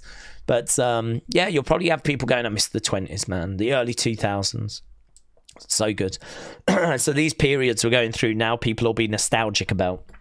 I think part of it, is when you're young and you haven't got responsibility and you're just going out with your mates. That's just special. But that doesn't last forever, or not for everyone. So I think you're nostalgic, not so much for the time, but nostalgic for what you was doing at that time. I don't know, maybe make some changes. Perhaps you can bring some good times back. Perhaps there's something missing that you need to bring back into your life. It's a very deep stream, this, isn't it? Very deep.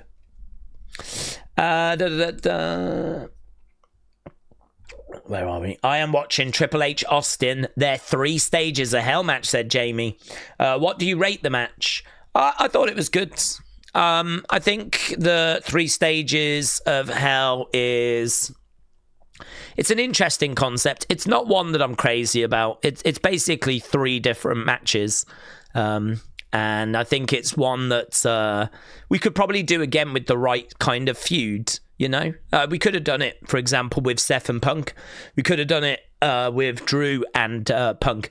Could have done it with Liv and Rhea. So I do think it's a concept that is worth revisiting and worth kind of doing. I thought it worked well with those guys. I think it's probably one of the most famous 3 stages of hell matches that we've ever done. And obviously the story around it all and everything was interesting. So yeah, I like it. I rate it. I don't think it's like a mind-blowing match. It wouldn't make my top 100 or anything, matches of all time, but I think it was genuinely well received. But as a concept, 3 stages of hell, I think is something that could be brought back for the right feud. James said, when we were younger, we was in Woolworths having breakfast and a fire alarm went off. I picked up the sausage and toast and I walked out. I wasn't going to be leaving my food behind. Oh, that's cool. Do you know, we had a Woolworths, but we didn't have a restaurant in it in Stourbridge, but we had a Woolworths, and it was basically one of those shops where you could buy towels. I suppose in a way it was a bit like Walmart, but only like a 20th of the size, I mean, this was kind of a place where you could pretty much get anything. You could get a bit of foods. They had sweets and drinks and, stuff like that. They had pick and mix. We're famous for its sweets, pick and mix. But it sold towels. It sold furnishings and, bits like that. It sold music. It had a music department, toys. I feel like it was a place where you could get most things, to be honest. But normally it was in a high street in a pretty big store, but on a high street, not like a Walmart that's got its own building. So much, much, much, much smaller. But yeah, we had one in Stourbridge. It was great. Used to go in there all the time, look at the wrestling figures and go to the music department and sweets. And I think that's what most kids did when they went to a Woolworth. So yeah, nostalgic for some of those shops that are no longer with us. Ronnie said Roman Seth could do 3 stages of hell at WrestleMania. Don't know about WrestleMania. I feel like a 3 stages of hell match because, you normally do normally you do a street fight. Normally you do a cage or something like that. Like, because it's quite a long match, because it's actually 3 matches, I think it works best as a B show, kind of eating up like a chunk of time on a B show. I don't know that you'd want to... There's so much you got to fit into a Mania. I don't know that you'd want it as a main event at a Mania. I think it would work better as the main event of a Bad Blood. Something like that, more so than being a main event of a WrestleMania. I think it's probably better to just choose one stipulation and then just do that as the match. So I always think 3 stages of hell sounds so much more interesting than how the match actually is. I mean, it really is just 3 matches put together, 3 different stipulations. You might do like street fight, you might do an ambulance match, and you might do a cage match, and you might do something along those lines. Three separate matches put together. But I always think like 3 stages of hell makes it sound like it's something more interesting, like there's some sort of interesting structure where you've got to do something in the first part and then do something in the second part to get to the third part. It always feels like that to me, but it's not, it's just 3 separate matches. So yeah, I don't mind it, but I'm not sure if it would work or sit well as the main event of a Mania. It might just take a little bit too long, unless you do like quick falls in like a couple of the matches. But then you'd go, well, what's the point in doing it then? You know? Yeah, it's a real grudge blow off. It's where one match just won't be enough. You know. Judas said, I think we might get the low-key legend Natty next week. I wouldn't hate it if it was AJ helping Maxine, but Becky wants Natalya to be Natty in WWE. Maybe this is the time, said Judas. Yeah, maybe. I mean, the thing with AJ is I don't know when we pull the trigger of her kind of doing her own thing. I do worry a little bit about the fact that she has been away for so long and honestly might need a bit of help in order to kind of get back up to speed. So I do worry about, like, you know, are we going to move very quickly to her having a title opportunity? Are we going to move very quickly towards her and Becky in a singles match? And if we do, I am a little bit worried about that because of how inactive she's been. So maybe like getting her involved in some sort of women's tag match first. I'm sure she's doing a lot of work behind the scenes.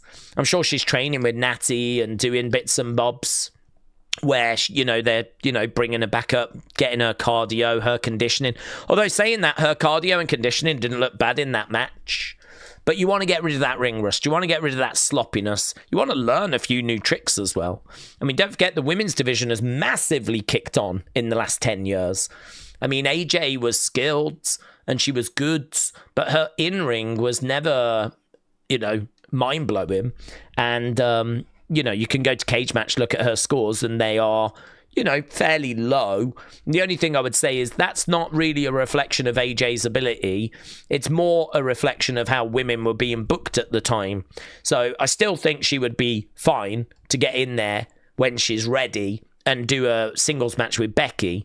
But yeah, it'd be better to learn a few new moves, be better to, you know, build that confidence.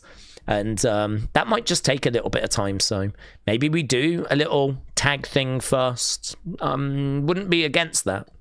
I don't know, though, that I would really want Maxine involved, because I think whoever partners with AJ really should have experience and really should be able to, you know, help AJ if she needs it. I sort of feel like I don't know. I sort of feel like Natalya teaming with AJ actually makes sense. So Natalya and AJ, rather than them being opposite each other, them being with each other would make sense. But that Natty character seems to be a bit of a heel type character. So I don't know how that would work, to be honest. But I don't think Maxine is going to be the right partner for AJ Lee after being away for so long. I feel like Maxine is still very much learning herself. Whew. Christopher said, I like Ricky, but how does he lose to Ethan for the North American title, but then win against Oba for the NXT title? Do wins and losses mean anything anymore? Well, I mean, I think you can say that throughout the history of wrestling, honestly. I think there's many occasions where someone will lose to someone and then they'll go and win against someone else. I think with that is true with football. You know, you will have like teams that will play each other. You know, I mean, like, I think, wasn't it Crystal Palace beat Liverpool the other day, but Liverpool are the current champions and are going to be there or thereabouts at the end of the season, but they just lost to Crystal Palace. And, you know, Man United have actually done well against Man City in recent times. Managed to, you know, get a draw or get a win. But, I mean, those two teams feel like they're a million miles apart. So I think the truth of the matter is wins and losses, of course, they matter. But on any given day, someone can, you know, have a good day. Someone can have a bad day. Someone can work it out. I just think this is like any sport. I think the truth is, or the way I look at it, is that if Ricky and Ethan have 10 matches, right, a series of 10 matches, do you think one person would win all 10 matches? Do you think that there's one person that is that dominant that they would win all 10 matches? Because I don't. I think you could do 10 matches and it might be 6-4. It might be 6-4 to one of them. It might be 7-3, right? Or it might be 5-5. But I don't think that you do 10 matches and someone would win all 10. So on the day that Ethan and Ricky had a match, it was Ethan's day and he got the win. You could run that match an hour later and Ricky might get the win. You could run it the next day and Ricky might get the win. But on that day, in that moment, Ethan showed that he had worked out Ricky and was the better man. But that doesn't mean that Ricky wouldn't be able to beat him, right? He absolutely could.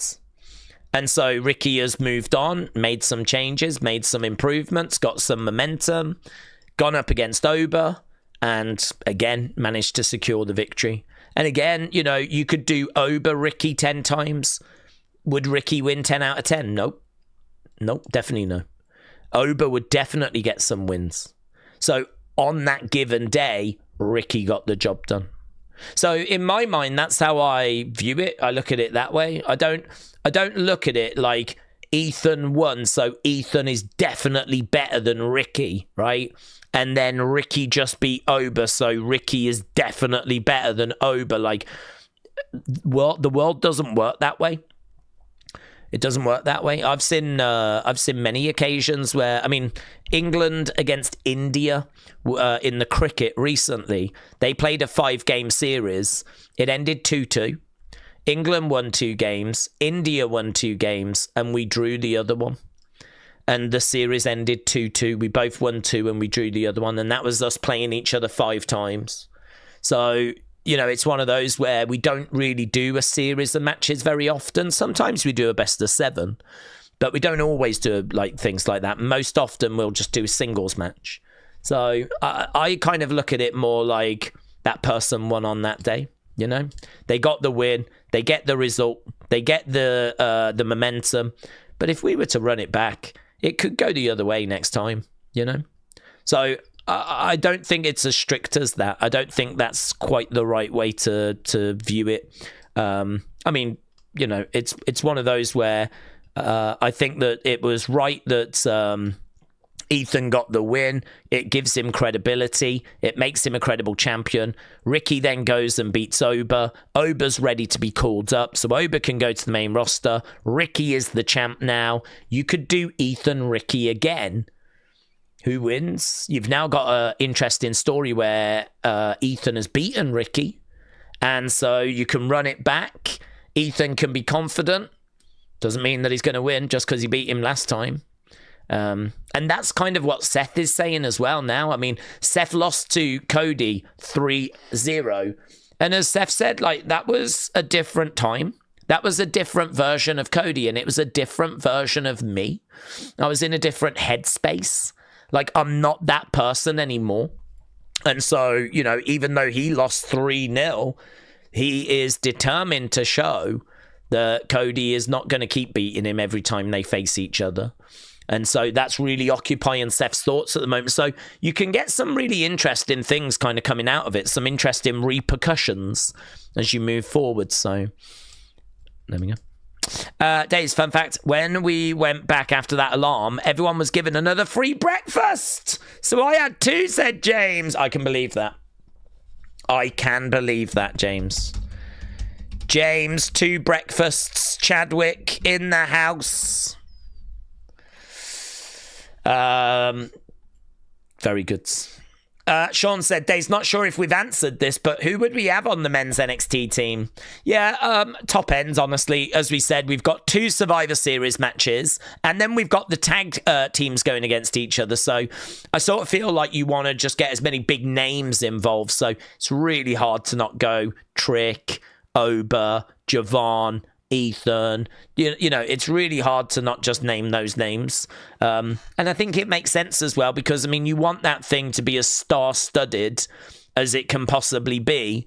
And so it does really make sense to just go top end, doesn't it? I don't think that Oba's going to have a match. I don't think he is separate. I don't think Trick is either.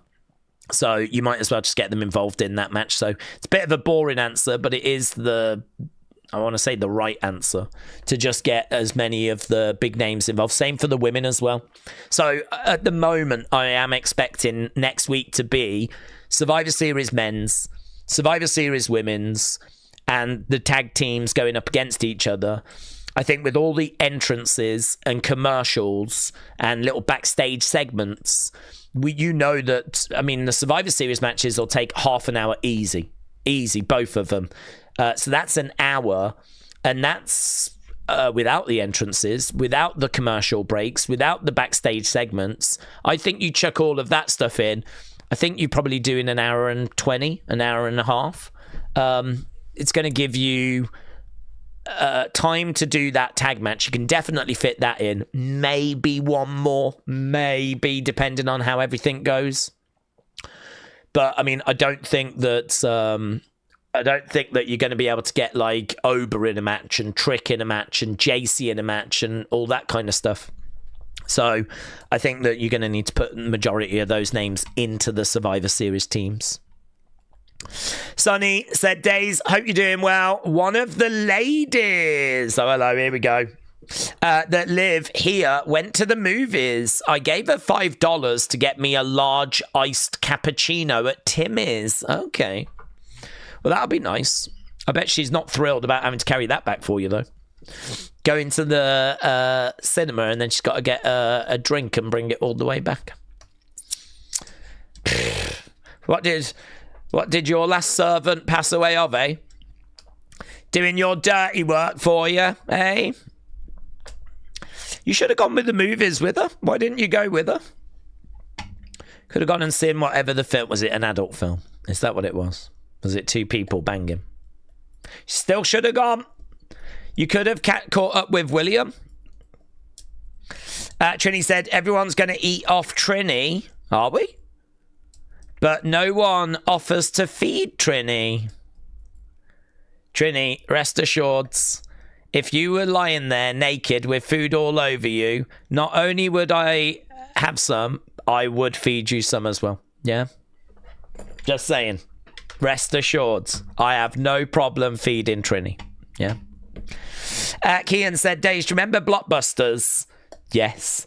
And old catalogues for Argos? Yes.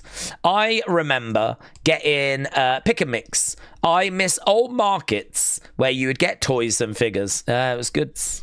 Blockbusters was great.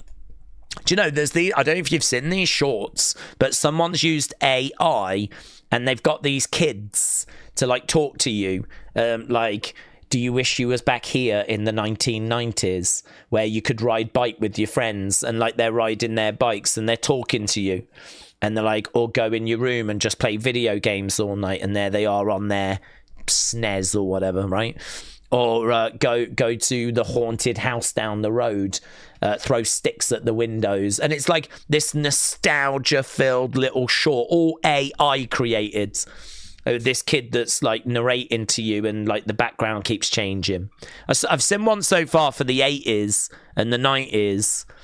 They're kind of interesting. They're kind of fun. I must admit, I wasn't very nostalgic because there's a lot of stuff they talk about that I didn't do. There was no haunted house that I went to visit. You know, I didn't build a tree house and stuff like that. So there was quite a few bits that they would talk about. I was like, this doesn't really connect with me. But yeah, it's kind of fun. It was a fun way of using AI. which I thought kind of looked cool. So, yeah, I kind of feel like we've got a bit of that going on where we're all nostalgic for the past. We're all sat here missing all the old shops and Blockbusters and Toys R Us. And I don't know how we've managed to slip into this, but I'm not against it. Damn, that adds new meaning to Ryback's catchphrase, feed me more. I only realised why I implied after Daze read it. I really was thinking of whipped cream. Trini, I was thinking of whipped cream as well, to be honest, love. I was thinking of whipped cream. And Trini, I just want you to know, right, and I think this is really important because I don't want people to get the wrong impression. But when I said that I would, if you had food on you and we were all, for some reason, let's say it was a community get-together. So let's say we all get together and meet up as a community. And for some reason, Trini is naked on a table with like lots of little vol-au-vents and snacks on her for you to like help yourself. And it is one of those where the more you eat, the more naked she gets, right? I mean, I can't escape it. That is what's happening. If you are saying that there was whipped cream on you at somewhere as well, that's absolutely fine. But I do need to stress this. When I said that I would feed Trini, I don't want anyone thinking that I had selected from the vagine. I wouldn't do that because that I think actually is a little bit disrespectful. Because first of all, you are exposing the vagine. And, you know, I wouldn't feel comfortable with that. I think it's the first thing William would reach for, to be honest with you. And I have got a sneaky suspicion that James might as well. They would probably want to expose Trini's vagine. But I wouldn't. And then also, it is a bit sick, isn't it? Feeding that item to Trini, who's just having to lie there. And just, you know, she might not even know exactly where it's come from. I'd imagine there's a lot of hands that are going to be involved. To be honest, I think that's why she's suggested it. So I just wanted to make that very clear that I would be a gentleman, yeah? I'd probably take something from the stomach, probably. Or from the legs or the arms. Something very innocent, yeah? I would not feed you a vagine vol-au-vent. I would not do that to you. I have too much respect for you, yeah? But others might. I don't know. I think we know where certain hands are going to be going. But again, I think this is why you suggested it. I think this is why you're up for it. I applaud it. I applaud your adventurous spirit, yeah? So there we go. I don't know if you volunteered, but... if we do a meetup, I think there's a lot more people up for a meetup now. I think there's a lot more people like, sorry, when are we doing this meetup? I mean, I just need to make sure I get work booked off. This has took a turn. Did someone say January or something? January? Anyone got a date? Or I think there are a lot of people now really excited if we do a community meetup. But at the moment, there isn't one planned. Okay. I just want to make that very, very clear. Yeah. Trini's vagine is safe. Benny said, yes, a meetup. Rob said, if we do meet up, then lunch is on Trini. Very good. Very good. Benny said, Daze, should you be aware of having invasion? Oh, God, you're right. You know, you're right. Guys, I am so sorry. That's on me. That's on me. My bad. I feel like this is my R-Truth moment. I'm changing it right now, but what do we change it over to? TNA NXT not invasion. I've changed it. I've put not invasion.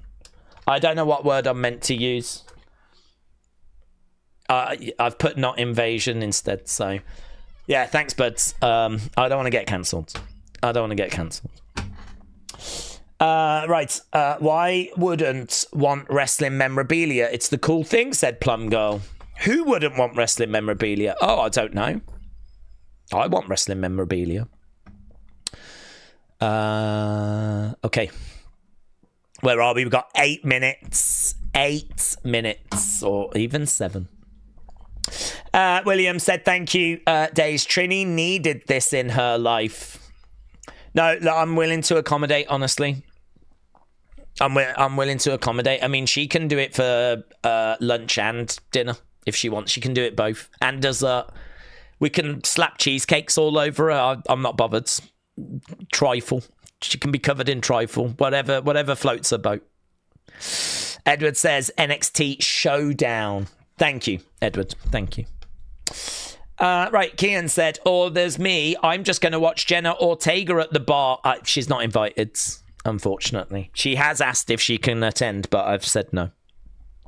Benny said, I feel like part of this community every day. Let's effing go. Yeah.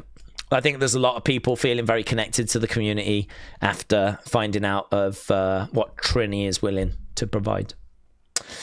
Some WWE intern is probably sitting here reading the chat and listening to Pervy Daze whilst waiting for reaction clips. I am simply just helping the community maximize its presence. Yeah, that's all I'm trying to do.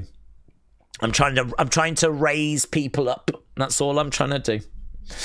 Plum Girl said, here's an odd question. When updating my will this past weekend, I asked my siblings who wants the wrestling memorabilia, and not one of my bros said they wanted it. Like, that is crazy.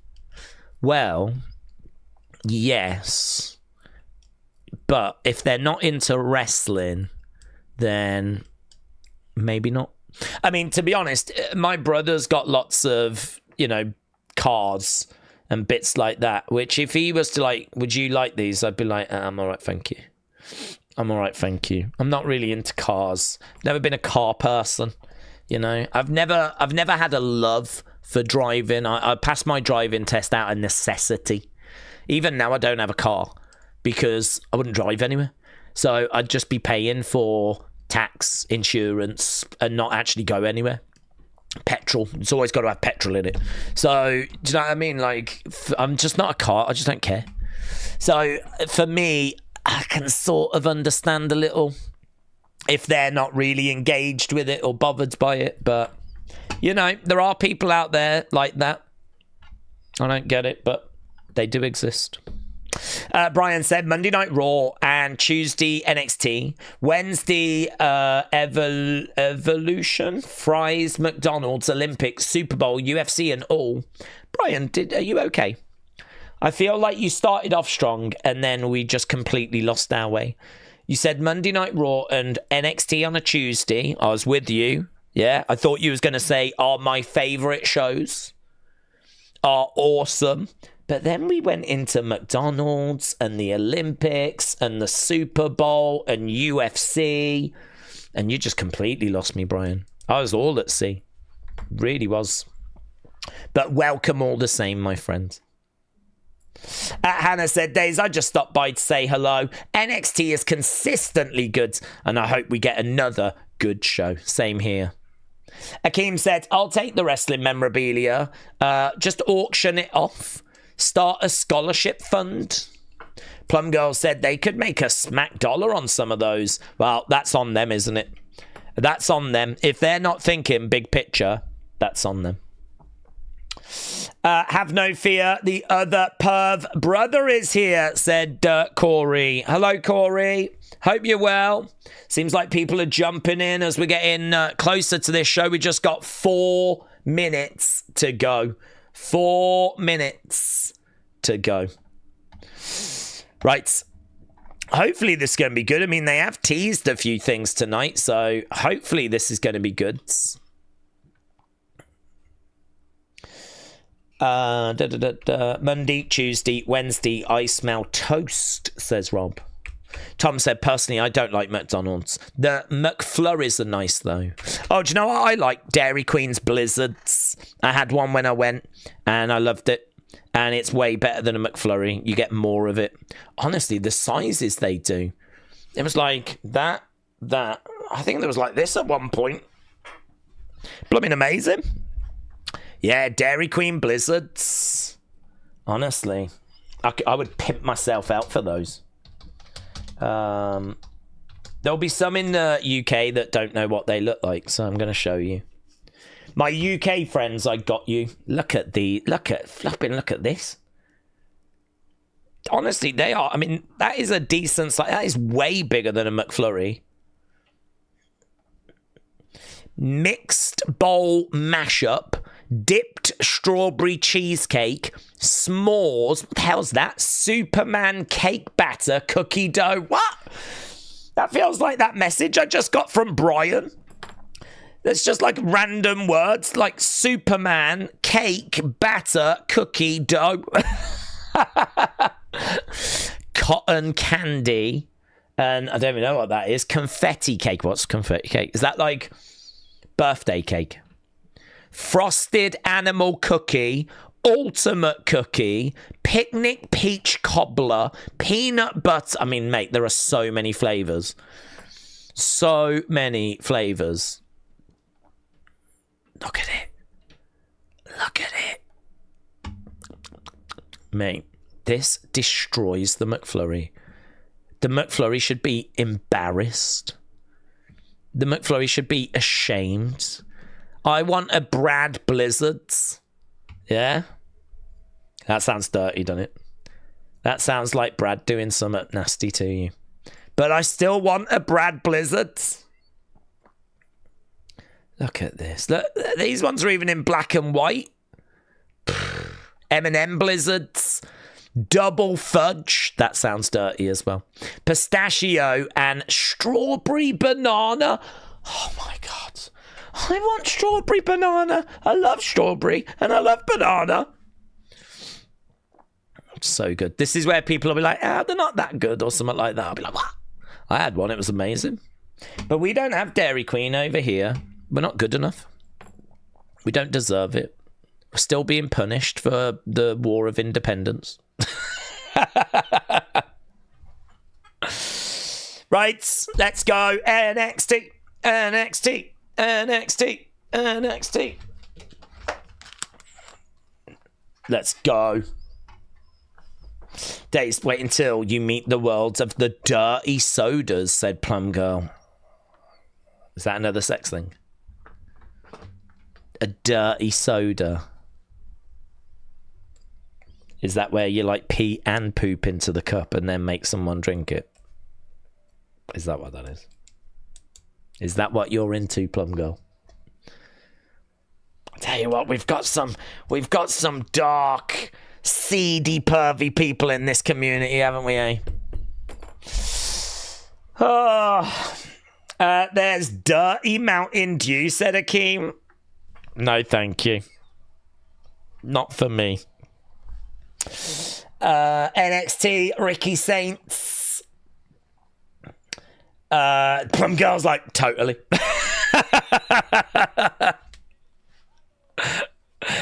That's exactly what that is. Which platform, said VFB? It's on Netflix. Let's go. Suzanne, shout out to you. Edward's excited.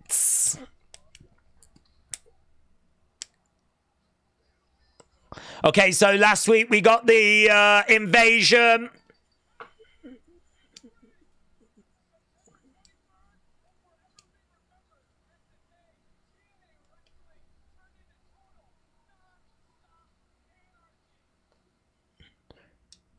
Okay.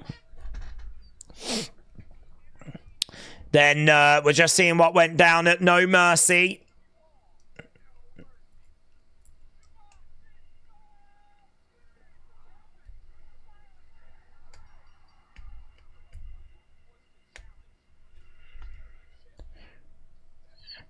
Jada Parker answering the call. Who did Sol Ruka expect? The way she looked like, oh my God. I mean, she has to, of course, but I'd love to know who she thought was going to come out. Did you think it was just going to be someone from Evolve or something like that? She was fortunate that it was only Jada. I thought it could have been someone from the main roster. I think that was a bit of a missed opportunity, honestly. I think it would have been fun if it was someone from the main roster. Team NXT all the way, said Benny. The Ricky Saints era begins, said Nathan. Brony said Blizzards are amazing. My favourite is the frosted animal cookie one, but it's a limited edition one. I've only ever had one. I don't remember the one I had. I think it was like a double chocolate brownie type thing. I mean, it was great. It was great. I would definitely go and have more next time I go back. You can get like ones that have got like chocolate in the middle of them as well, and like there's loads of different variations. I'm really impressed with the range, actually. I always find with McFlurries, like, you only get a choice of a few.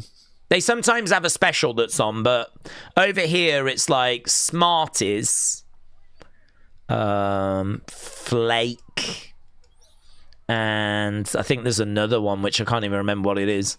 And then there'll be a special one. So there's probably only a choice of about 4 to choose from. And they've got smaller as well. They've got so much smaller over the years.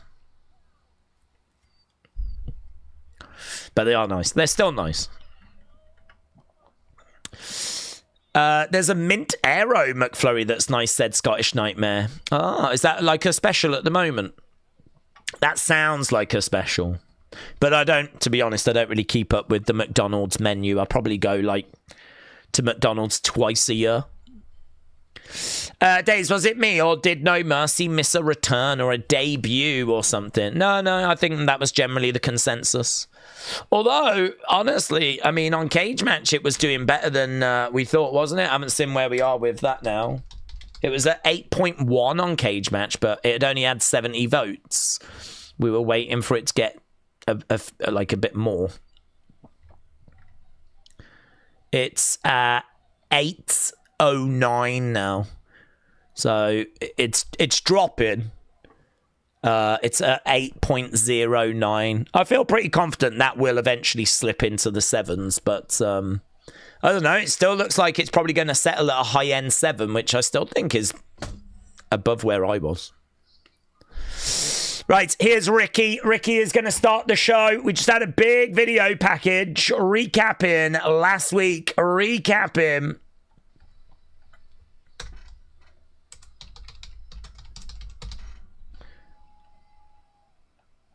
Dun, dun, dun, dun, dun, dun.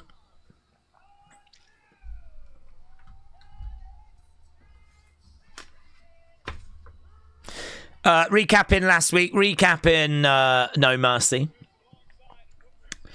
There's my man, said Suzanne.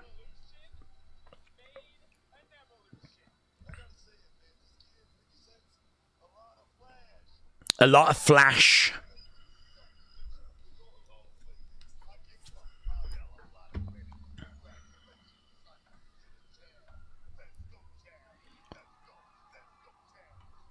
Let's go, champ, says Booker. Signs in the crowd say blessed by Ricky. People are on their feet. There's a warm welcome, but let's wait for the music to die down and see how what the crowd chants are. Hopefully there's some "you deserve it" chants.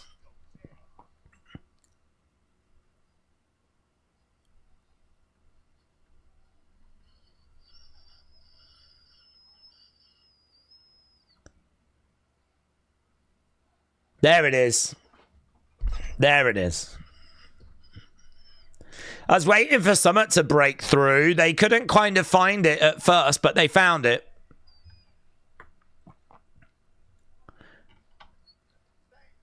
Thank you, says Ricky.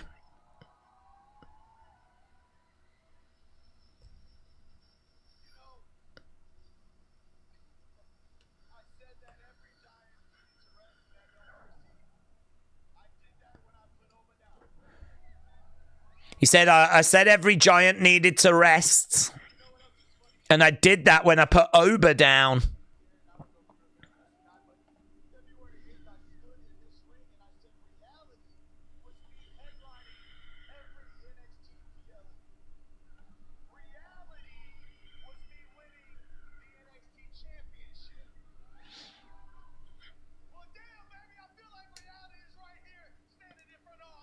I feel like reality is right here. He said that this was what he was going to do, and he has done it. So we've got Ricky Chance.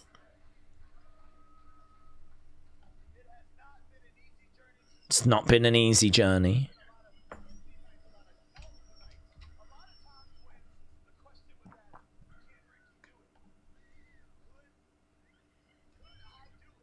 Could Ricky do it? Did I do it?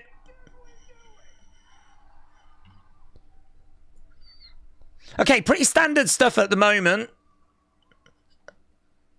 At the start of this.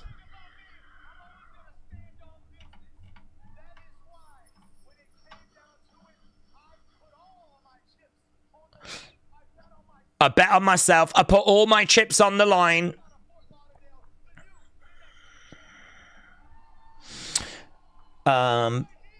Daze, I really appreciate the videos. Dean, shout out to you, buds.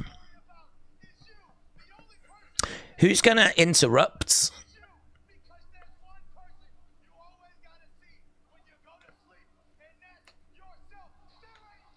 Who? Fatal Influence. I wasn't expecting this.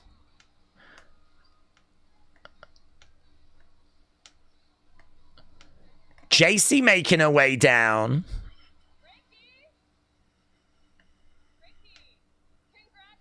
Congratulations.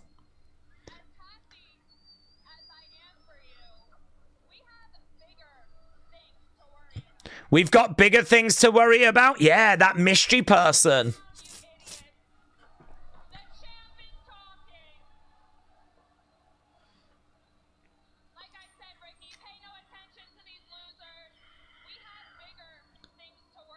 We've got bigger things to worry about. TNA is trying to take over.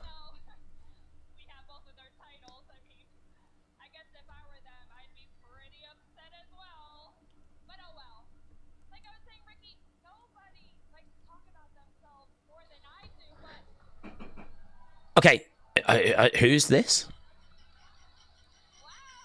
I had no idea that was Ava's music. No idea whatsoever. Ava making her way down to the ring. You guys do have more important things to worry about. Because I've decided that both of you are the team captains for NXT. I've decided you two are the team captains. Makes sense.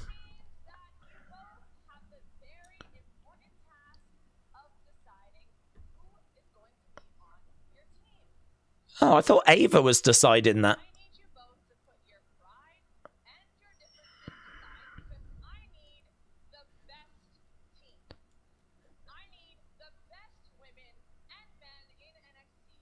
And I need a Ricky celebration. We're transitioning into the selecting of the teams. Great reaction for Santino. Great reaction for look at him. Santino. Santino. He's getting a great reaction from NXT. Santino. You still got it. You still got it. He's like, stop. Stop. He's so good at playing the crowd, isn't he? What, me? Me.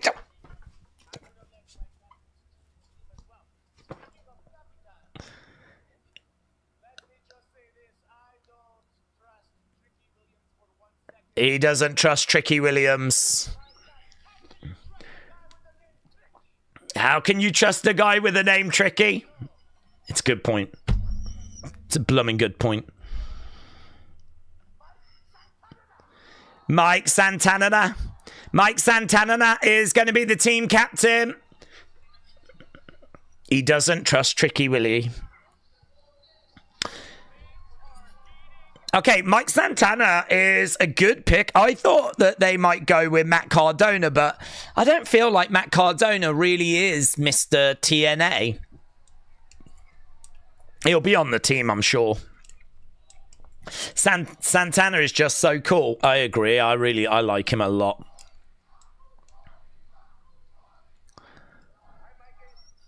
Lovely energy in the crowd.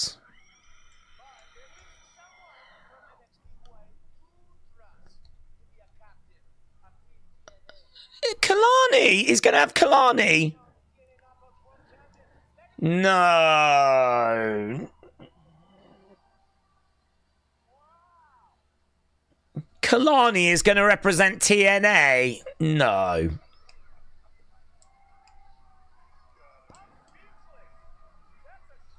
How does that make any sense?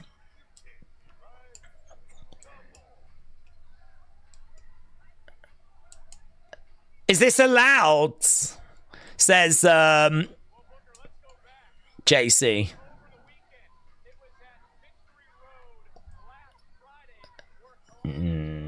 She's a traitor, said Dr. Luchalala.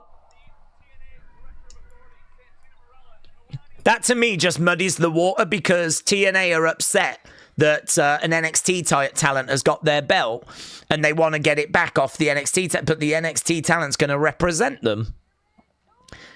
The NXT talent is going to fight for their honor. I mean, I just think that you're messing up the story a little bit there. I thought the story was quite simple. NXT has got your belts. You want them back because you feel disrespected. Doesn't really make any sense having Kalani fight for TNA's honor. Sort of messes the story up a bit.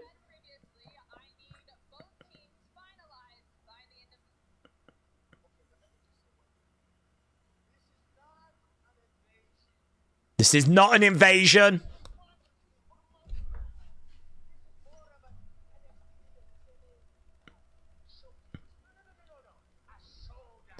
This is not an invasion. It's a showdown, says Santino.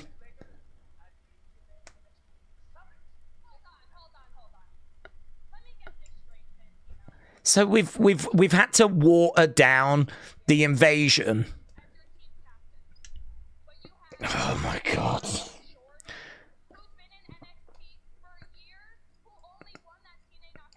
How have we managed to drop the ball so badly in 5 minutes?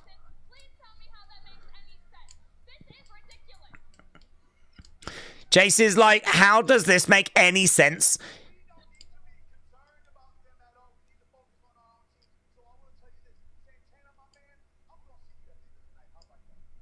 Oh, Ricky said, Santana, I'll see you at the end of the night. So we've got JC and Kalani arguing away. I mean, I agree with JC. Honestly, I don't think it makes any sense. And having Santino be like, this isn't an invasion, it's more of a showcase, it's more of a showdown. You've just watered down the invasion story. You've just put water on that. So now it's just a showcase, showdown. I don't know. Whatever. Okay, here is Lash. She could be a good addition to the NXT team, actually. She does have a bit of a problem, though, with Jada Parker at the moment. We're going to be going over to that match. Okay, end of the first part. We've still got the teams to be selected. So we've still got the teams to be selected.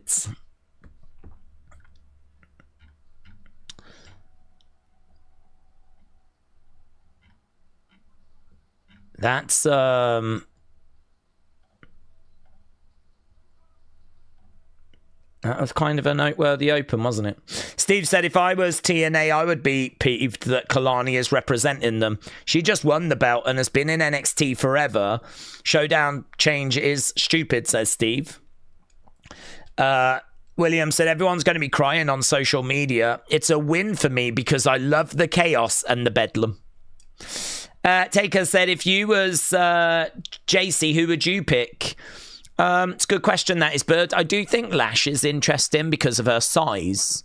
I think that you would have to have a look at Sol Ruka. I mean, she's carrying 2 belts. She's very innovative. I mean, rumours are she's main roster bound. So Jordan as well, because of her strength, I think would be interesting.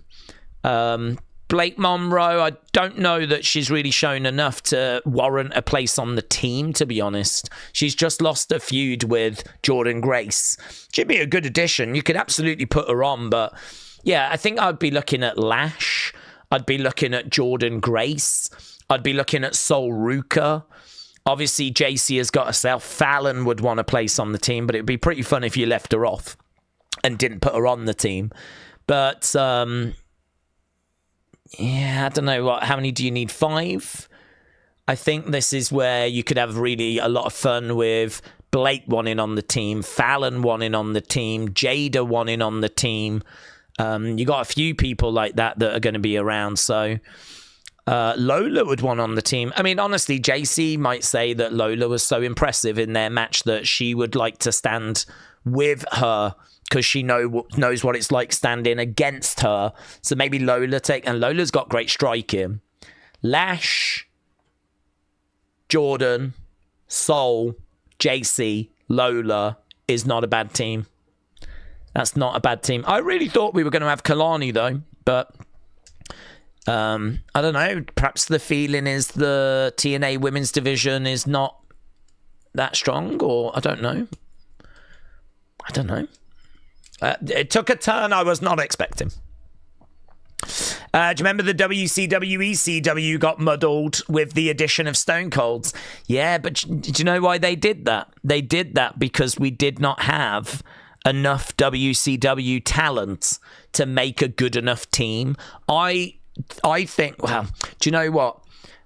I don't know if they're going to have Tessa because of the controversy. You can't have Masha because of the controversy. So I don't know kind of what you're dealing with that's left to make a team like a really good. I mean, we know that Ash by Elegance is out with an injury. So, I mean, there's 3 massive names in their women's division that I don't know that they're going to touch. I don't know that they're going to have Tessa. I don't think they're not going to have Masha, and they can't have Ash by Elegance. So I mean, perhaps that has resulted in them going, Kalani is their champion. Let's give them Kalani, and perhaps it's just not ideal, but it's something that we have decided to do to make it a little bit more even. Oh, here's Leon Slater. I'm looking forward to this.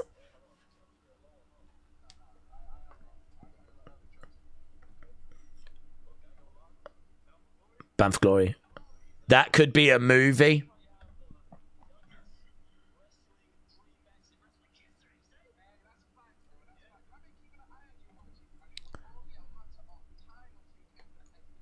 I knew it was only a matter of time until you came for this title. Here's the Cullen.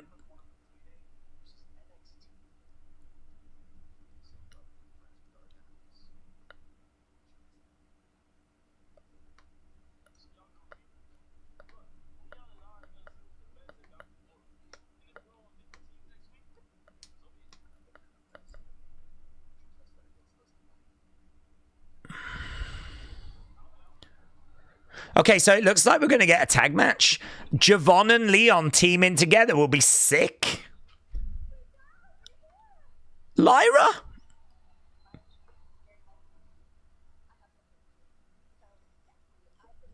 Lyra's got something for Tatum. Izzy is not a fan.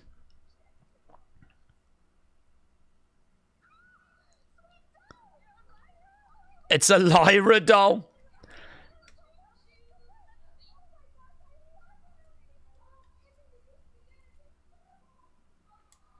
So she just threw what looked to be an Izzy doll because she's now got a Lyra doll. This is wrestling. I don't mind it. For the sake of her character, it kind of works. So she threw away the Izzy doll and kept the Lyra doll. It's obviously T's intention between those two. Okay, Jada Park, this should be good, man. This should be good. I'm looking forward to this. What if this is all connected to the Bailey storyline, said WrestleLand? It's good thought. Interesting.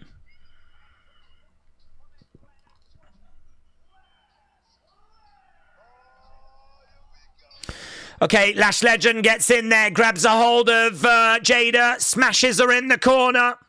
We are underway. Lash getting right in the face of the referee. Right in the face of the referee. Shot coming back there by Jada. Kick coming in.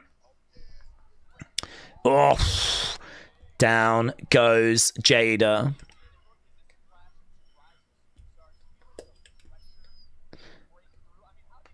Right now we're looking for suplex. Bang, there we go. Suplex by Lash. Jada going down. Some good power on display there by Lash.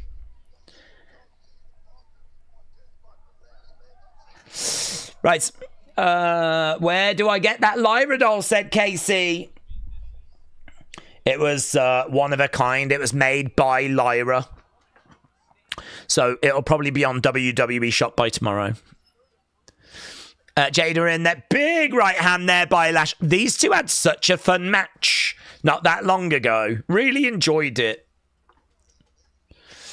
Lash rolling to the outsides. There is Jada. Jada getting in the ring. Jada in the ring. Lash grabbing a hold of Jada. Pulling her out. She's got her up on her shoulders. Samoan drop on the outside there by Jada. I think she might have injured her boob. She's just grabbed a whole lot of boob there. I think it's okay.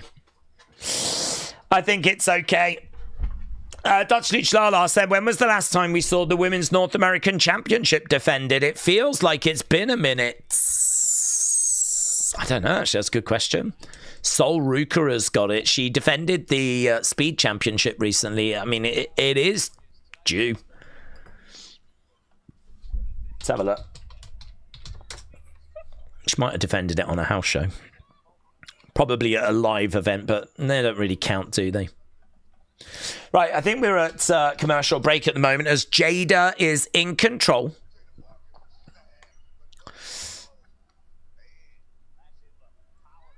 North American title was against Tatum Paxley. That was the match in early August. Yes, August 5th.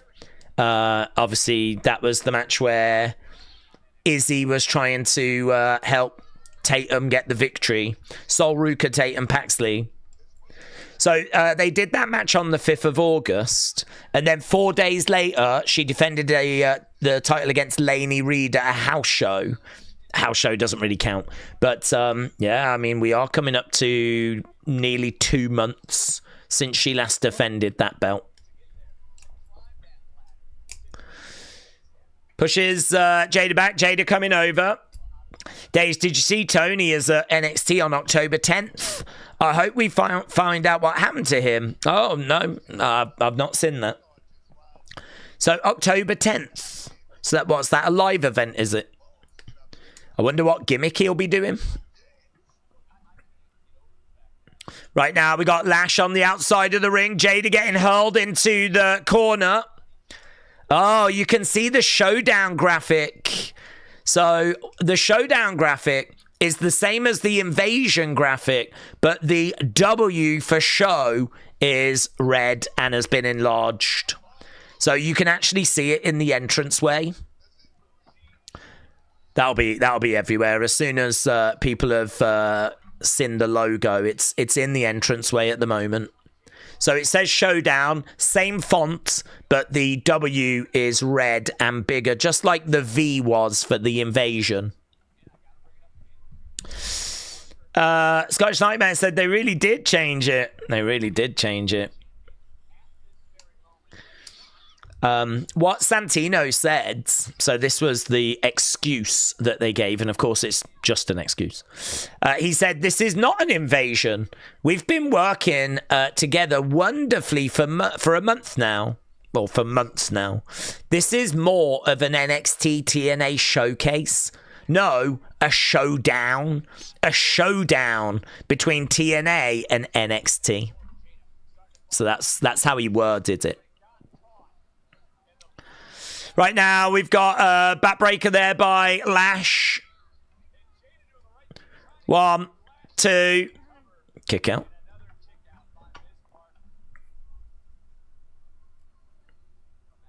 Lash with Jada, and she's putting a stretch on at the moment.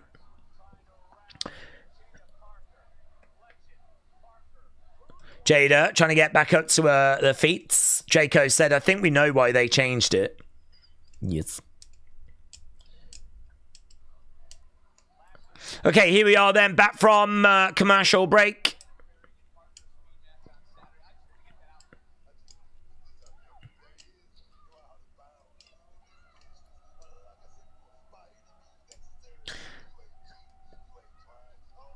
One, two, no joy. Lash grabbing the leg.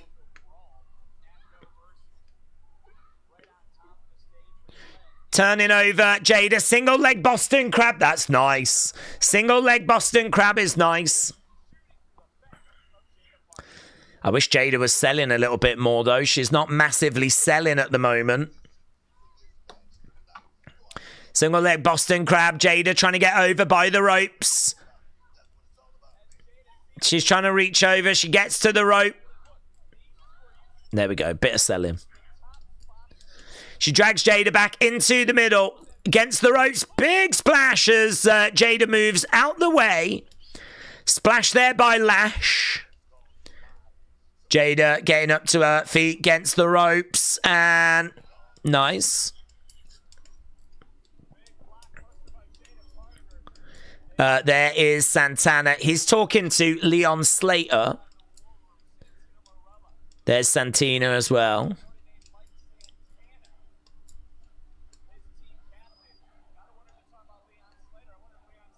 I could understand if Santina got Ariana Grace on his side. What would that be in his daughter? I could buy that. I don't think you should now. You've got Kalani, though. Jada Parker looking for a... Oh, lovely. 1, 2. No joy. I guess WrestleOps have proven themselves to be a credible source, says Glockness. What have they said? What have WrestleOps said? Going back in the corner. Back elbow there by Jada. Who do we think is going to get the main roster first, Lash or Jada? Well, I feel like Jada has done more as a singles wrestler than Lash. But because Lash has been in a tag team with Jakara, so I sort of feel like... Oh, there it is. Yes. So I feel like Jada's a little further along, but... big boot by Lash. But I think they could put a rocket on Lash because Lash is a bigger girl that can work. Right now, Jada into the ring steps. And bang into the barricades.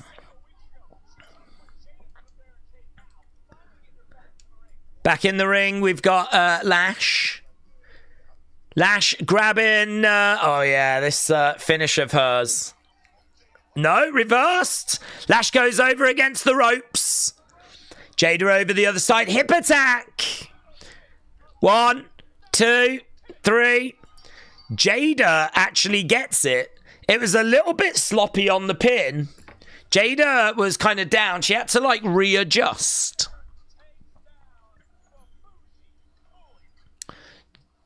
The bougie bully.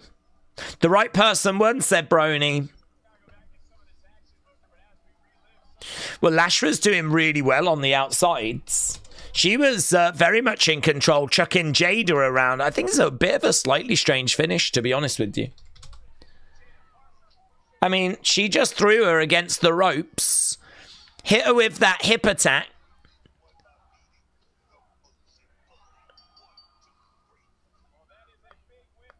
It is a big win for Jada. It's a bit of a weird one though. Right, we've got a lot of people backstage in the NXT locker room.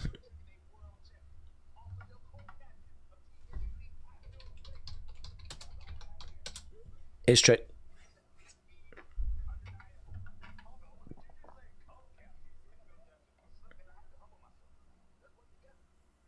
Co-captain. Trick Williams made himself co-captain.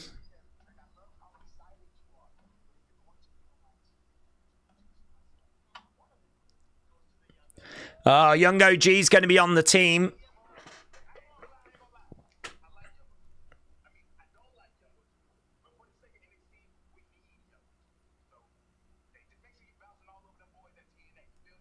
Make sure you're bouncing all over those boys at TNA, said Trick.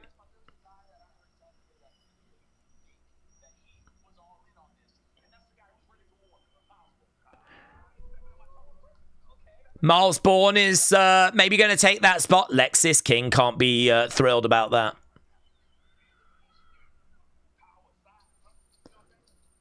Oh yeah, we got the big man, haven't we? Oh, Trick doesn't want Jasper Troy. He wants Josh Briggs.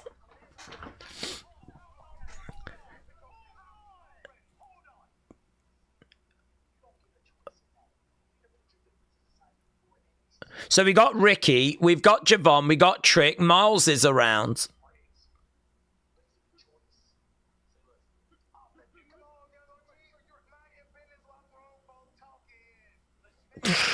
Trick's so good. I'll take care of that.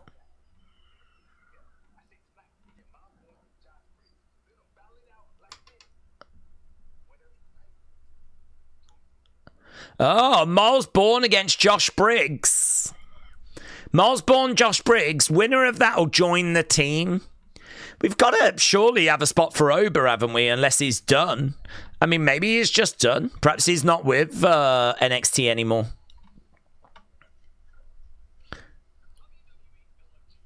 Okay. Get Ober, you boomers, said Johnny. What about Jasper? Said Alex. Jasper Troy, I mean, he was right there ready to join. That was they were talking about having someone that had size, but then Trick was like, that's why I want Josh Briggs. So Jasper Troy was kind of overlooked. Don't know what we're doing with him. I haven't seen him in a little while, actually. Does it have to be NXT wrestlers? Well, yeah, I would think so. It wouldn't really be fair to get main roster people. WrestleRant said, I swear to God, if they have Briggs beat Miles. Jasper is better than Briggs, said Brony. Trick can't stand it. He's got to bully his way, said Suzanne. Taker 99 said, who would you pick if you was Ricky? Well, you just want the best wrestlers, don't you? I mean, I think Miles is okay, but I wouldn't take him over Ober. I don't even know that I would take him over. I think that's a really good shout, actually. I think doing Briggs against Miles, who wins that deserves to be on the team. Because, yeah, that's actually quite a good way of selecting the team, isn't it? Rather than going, I think this person's better, put them in a match. See who emerges victorious. The prize is you get to join the team. So you just want the most dominant people possible. I mean, Javon makes sense because he's there or thereabouts in regards to challenging for a world title. Trick makes sense because he's the current TNA champ. Ricky is the captain. And then, I don't know, I mean, Ober. You would just think Ober, wouldn't you? Whether he's available or not, I'm not sure. But Briggs, Jasper Troy, Miles Bourne's fine, but I don't know. Is he good enough to make the team? So, yeah, I'm kind of with them, to be honest. I'm kind of with them. Billy said this makes way less sense with Trick being so desperate to take out TNA as the TNA champ. Kalani is repping TNA and she's taking on NXT. Just make it make sense. Well, if I've got to try and make it make sense, I can try. What I would say is that Trick is really out for himself. He doesn't care about TNA. Probably feels a bit more loyalty to NXT, if anything. But really is kind of just out for whatever's right. I mean, if Trick was going to turn on this team because TNA had a better offer for him, then he would. But, you know, he's just going to go with the flow, right? He's going to represent NXT, but I don't know. You've always got to be cautious around Trick. Certainly this current version of Trick, because Trick cares about Trick first and foremost, right? He'll do what's right for him. So you've got to be a little bit careful of Trick. If things aren't going well in the match, he'll walk away. He'll save himself. So, you know, but if he's got to pick a side, he'll go with NXT. And to me, that makes sense. He's an NXT superstar. He's under an NXT contract. They pay his wages. So it makes sense. Kalani choosing TNA does not make sense to me. I think that's a bad call. But the only way I can explain it is that I wonder if they just think that what's left of the TNA women's division is maybe not strong enough to make a team out of. No disrespect to TNA's women's division, but they have lost Masha recently because of allegations. So it doesn't look like she's going to be involved. Ash by Elegance is injured. And I don't know if they want to use Tessa. So you kind of go down a bit of a list, you know, and you go, what's left? You could probably make a team, but is it going to be a team that's going to be strong enough to take on NXT? So they've probably gone, should we just use Kalani? You know, perhaps she is someone that is really representing TNA serious. Like, I'm your champion. This belt represents you. I want to represent you. And perhaps she can come out with that kind of narrative, you know. Trick doesn't care about that. Trick does not care about representing TNA. Maybe Kalani's a lovely person that does. Perhaps you could make that argument. I'm not a fan of it, but I think I can understand why they've done it. Okay, here's Ethan. All ego. He could be on that team, couldn't he? I don't know why he's not being considered. Mackenzie said, I bet Trick won't get picked. Well, they've got to be very careful if they do select him. He will abandon them in a hot minute.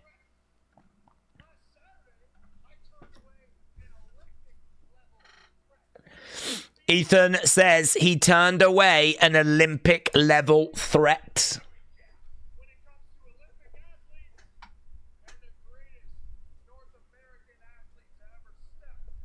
Some booing going on. The crowds are obviously not fans of Ethan. There's a lot of respect for Ethan, though. Mackenzie said Kalani is a WWE inside source. Well, that is something that TNA are going to need to be wary of.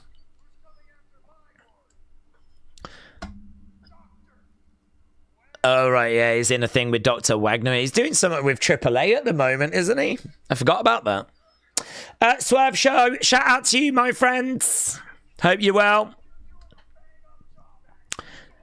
Welcome, welcome, one and all.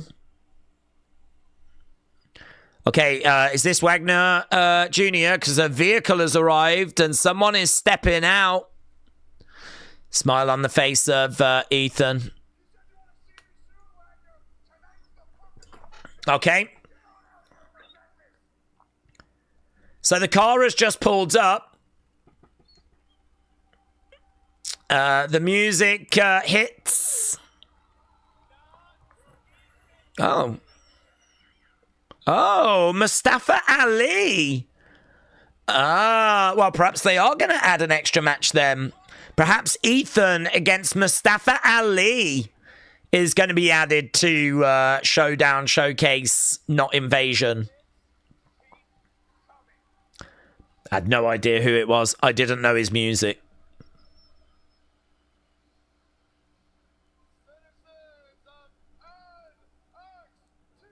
Citizens of NXT.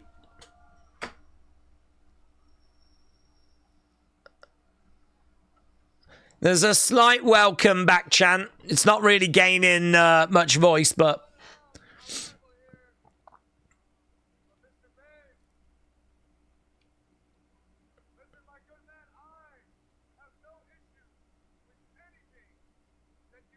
I've got no issue with anything you've just said. But I do have an issue with what you're holding.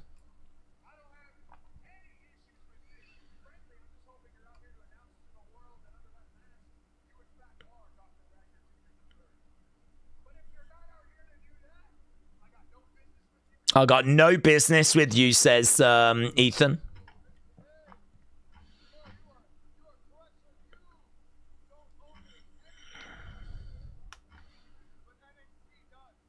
Oh, you don't owe me anything, but NXT does.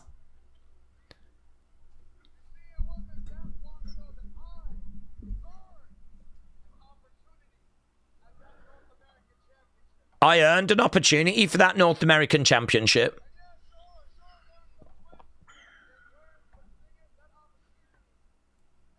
That opportunity never came.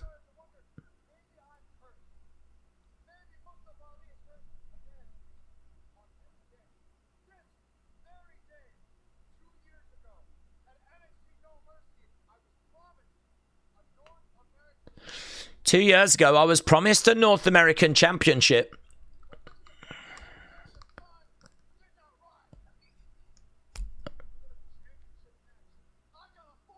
Instead of a championship match, I had a phone call. It's actually really good. This is really interesting.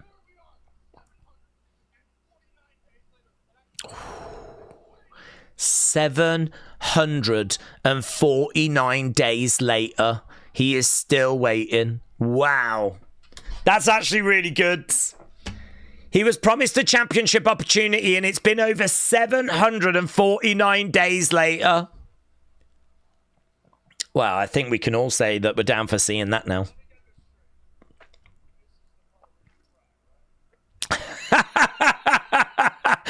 Let me get this right. This sub story, this is the part where you cry, right?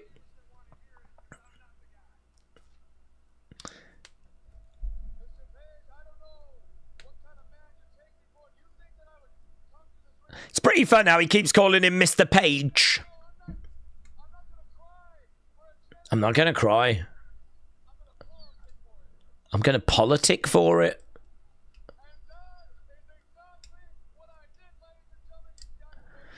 So this is his gimmick now, is it? Is like a politician type thing.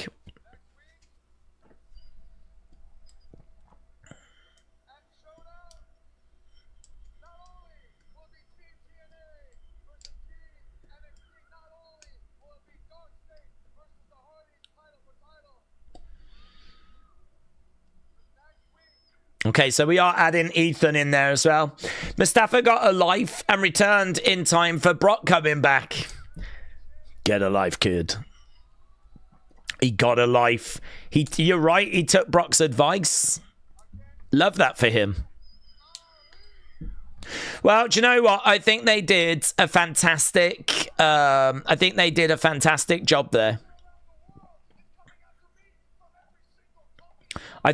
a fantastic job.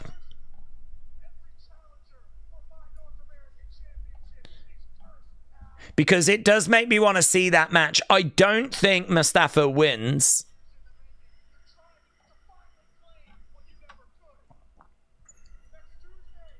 Next Tuesday. I will disappoint you.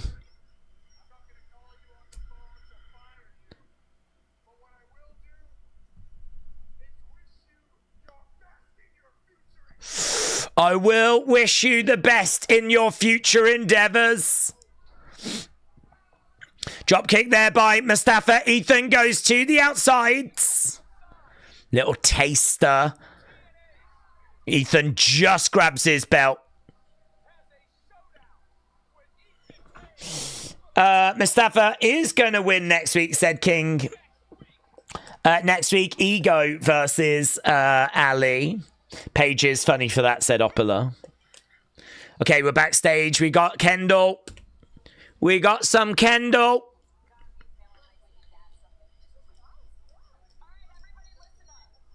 Okay, here's JC.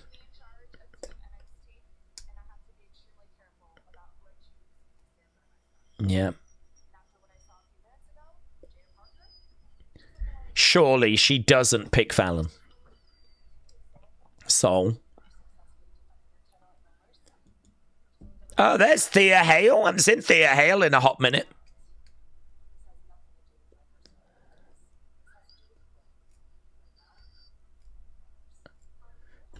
Thea's in the background like, I'm a winner. Lola said, no one has ever hit you harder than I have.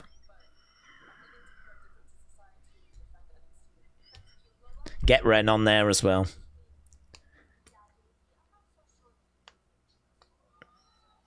Oh, cheer for Lainey Reeds.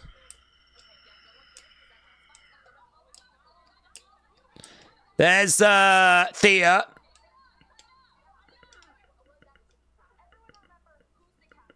Everyone remember who the captain is.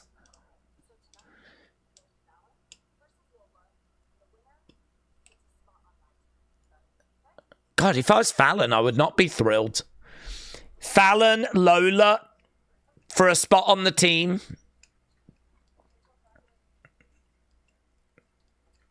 Zarya wants to talk privately. She's probably not happy either, is she? I think Soul's on the team, but no mention of Zarya. You got to get Kendall Gray on that team. Got to get Kendall Gray on that team. I mean, I don't think they will. I don't think they've built her up enough, but be a good showcase for her. Lola forgot to zip her shorts up, said Dr. Lucha Lala. No, that's just something girls do. Girls do that to be sexy. I do it sometimes as well during the streams.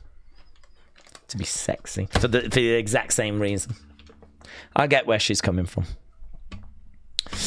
We're at adverts. Yes. Thea was so unserious, said Jennifer. She was doing all the work in the background, wasn't she? All this, like loads of facial expressions, yeah. Daze, is Ali back in WWE? He is for one occasion.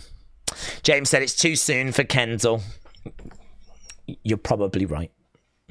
I wonder if Hank and Tank will ever go to the main roster. I wonder if they'll ever get back on TV. But I mean, now we didn't get a tag match, did we, at No Mercy? Tag division feels a little cold right now. Do you remember when we had quite a few teams that were around and it was quite exciting? Just I feel like that momentum has completely stalled. Mosey said, what if we did TNA versus NXT versus Evolve? That would be fun. That would be fun. I think it would be really good for those that watch Evolve, but a lot of people don't. I actually went onto YouTube to look to see how the videos do, because I don't watch the videos of Evolve. I watch it live on Tubi. It gets like 40,000 views. That's it. It's like, and that's on a channel that's got 100 and some million. It gets like 40,000 views. So I was like, blooming hell. So Evolve is not, I mean, it is so niche. It is super niche. I don't even think it's getting the views that NWA Power used to get. So there's just so much wrestling on it, isn't there? There's just so much that's happening. So it'd be great for us. Jennifer said, basically, the only tag division doing anything is SmackDown. That's true. Armando said, why did they change the name of the show? It should be Invasion. What's going on? Well, there was the whole thing with Israel, which honestly, I'm not the right person to speak to about it because I don't understand. I mean, I do understand them not wanting to offend. I do understand that. And I do understand that, there was obviously horrific things that happened a couple of years ago when Hamas invaded Israel. And I suppose they're looking at it and they're just thinking, nothing good is going to come out of us keeping this name. Like, we can stand our ground on it and say it's got nothing to do with it because it has got nothing to do with it. So we can stand our ground on it on principle, or we can just change it. And so I'm guessing they've just gone, let's just change it. It's no biggie if we change it. But I don't know, it's pretty crazy to me. It's got absolutely no connection whatsoever, but You can understand them not wanting to offend and whatever, but there you go.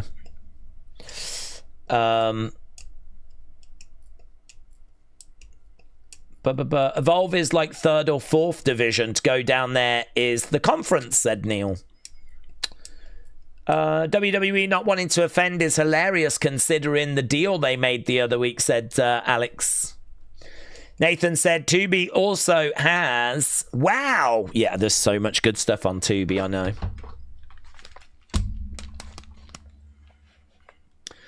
I love AEW, but they really effed up the partnership with TNA and other companies. At least WWE did that right.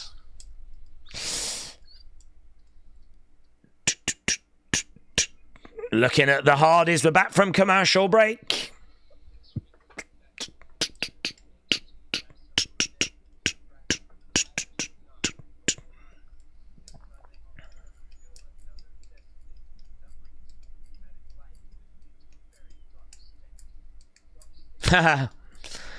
I'm bringing some light to a very dark state.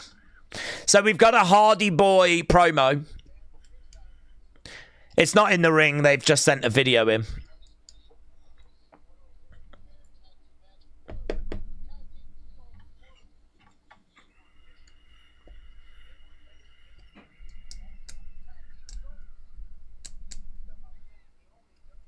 They've got to be in the conversation for tag team goats, haven't they?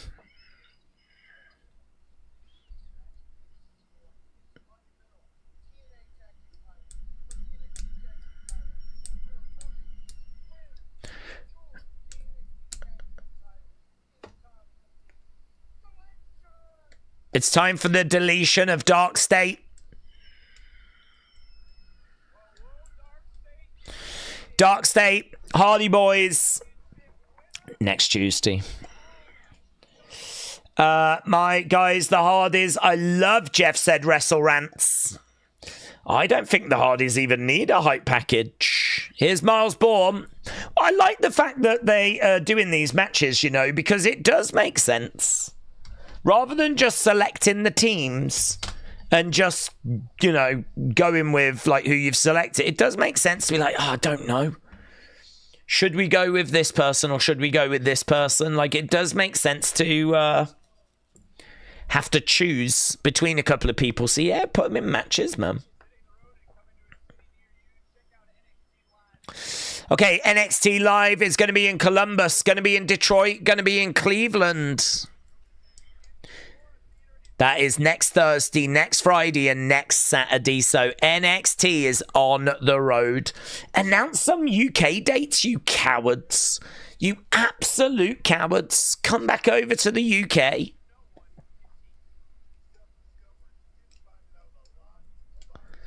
Okay, here's Briggs.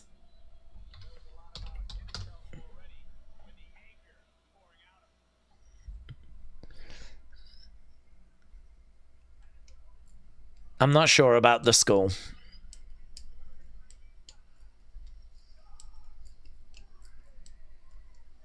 It looks a bit too Spirit Halloween.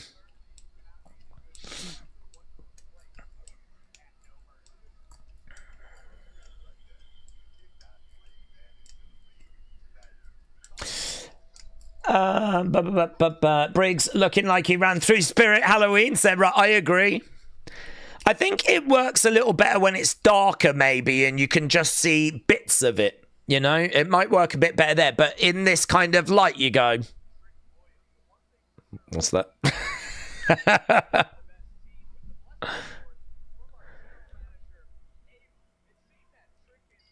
don't even know what it's... I don't even know what his gimmick is. What's his gimmick? Is he a biker? Is he... Why has he even got a skull? And now he's got a chain around his neck. But it's only a little chain. He hasn't qualified to like Jasper Troy levels. Shots coming in there by Briggs. I don't know if it's wise to wrestle with a chain. I mean, you are giving your opponent something to choke you with. Suplex. WrestleBuzz. Hello, buds. Daze, I remember hearing a rumor that Private Party could come to NXT. That would be a nice addition. I agree. That would be a fantastic addition. Good team. Credible team. I feel like we could do with some proper tag teams coming in, actually. We could probably call up Swipe Right. And Private Party coming in would be great, yes. Right now we got Miles. He's climbing up. Briggs is a bit wobbly on his feet as there's a crossbody there by Miles. Who are all those people in yellow? There's a lot of people wearing yellow shirts as you look at the entrance stage to the left. Okay, we've got Trick and we've got Ricky watching the action. Co-captain.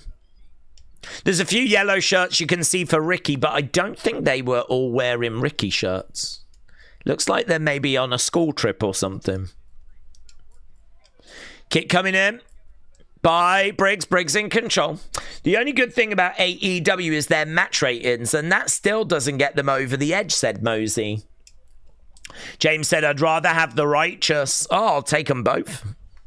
No need to be picky. We'll just have them both.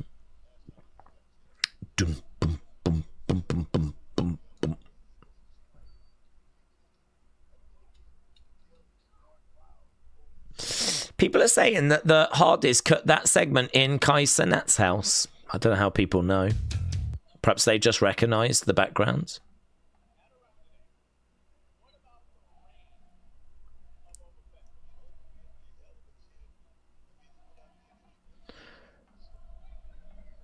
Yeah, I don't watch Kai Cenat streams. I got nothing against him, but it's just not a world that I'm part of. But people are saying that it looks like they cut that promo in Kai Cenat's house. Back elbow there by Briggs.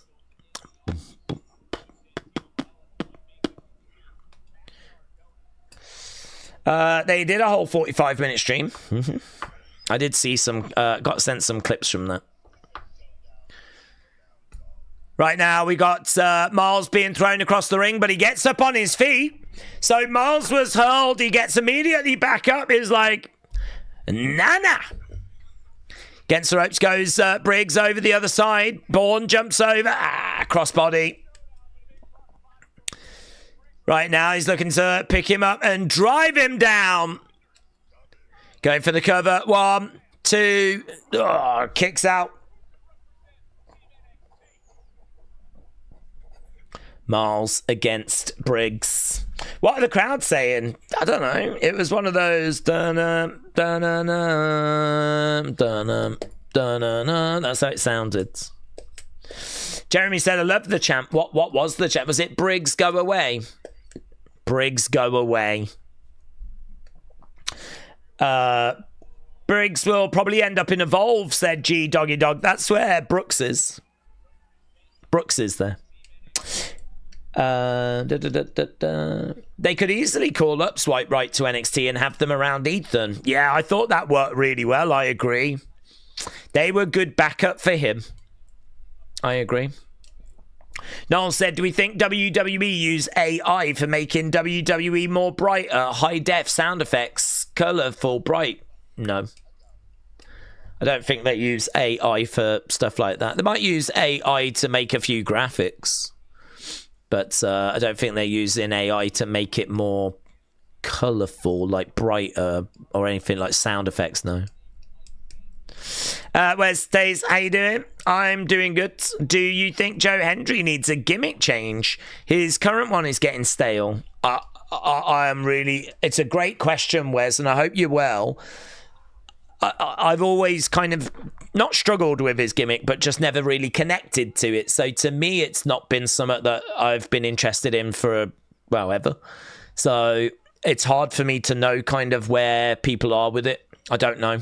I just do not have a read of it whatsoever. So I do think he might have a problem of it running stale eventually. Whether that's happened now, I don't know. Obviously, the bigger problem isn't does it need to change or whatever. It's like, what do you change it to?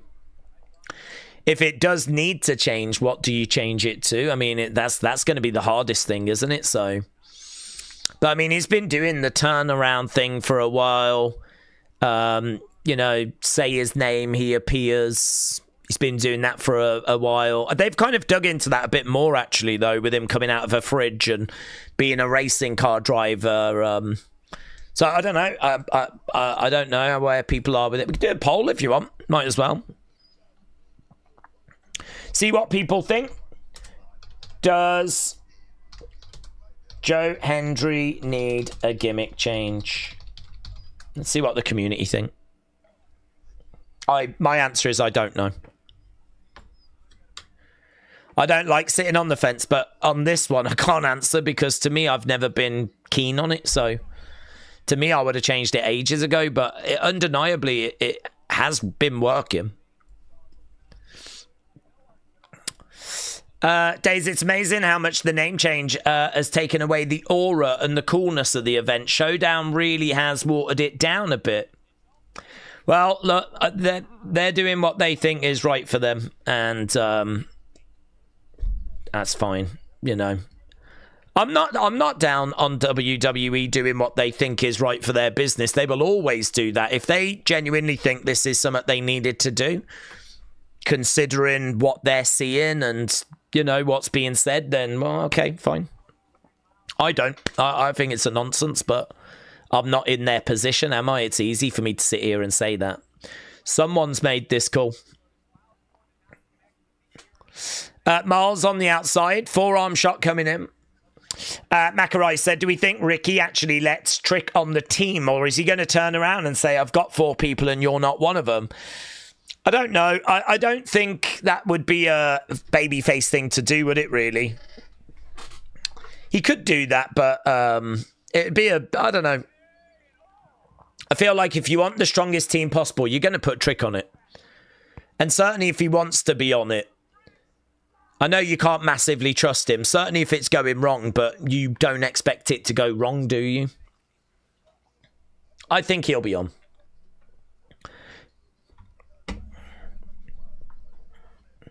Right now we got Briggs. He had a bit of snot on his nose. He had boogers. Elbow being dropped there by Briggs. Charging over into the corner. Miles goes against the ropes. Big clothesline there by Miles. And again, down goes Briggs. Into the corner.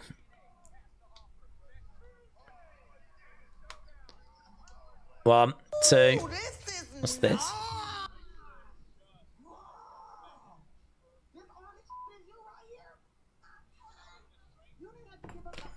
What is that from Sean? Sean's just put a video up.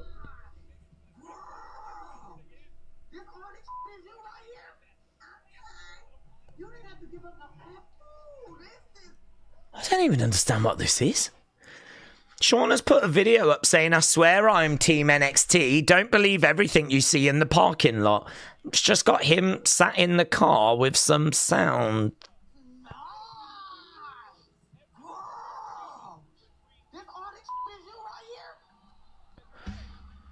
Okay, he's using that chain that was around his neck. I don't get that from Sean.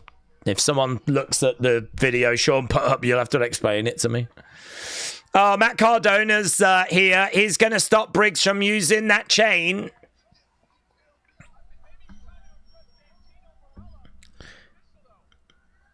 Drop kick there by Miles. This could cost Briggs.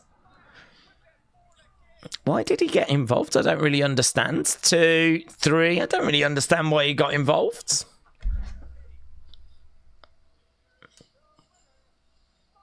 Why would he stop him from using the chain?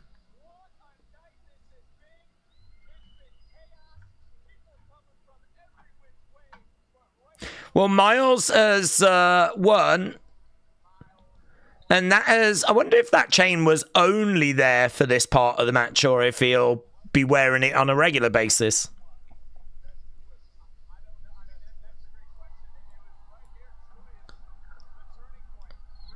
Yeah, so he took the chain off. He was about to punch Miles with it, and then Matt Cardona stopped him, and Booker's like, why did he do that? This is a fight between... I mean, did Matt Cardona feel that Briggs was a bigger problem? And so is it a case that... that would be quite good if he says that. If he says, look, I'm on the team, and we're a lot more concerned about having to face Briggs than we are about having to face Miles Bourne.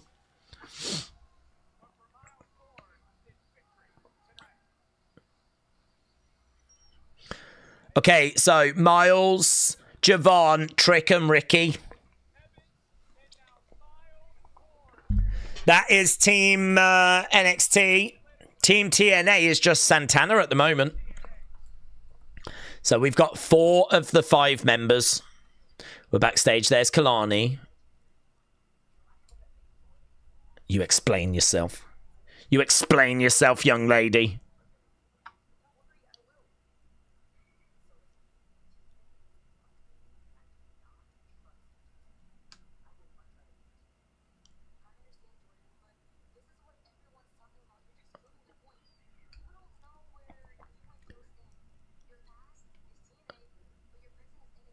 Jordan wants to go on to Team TNA.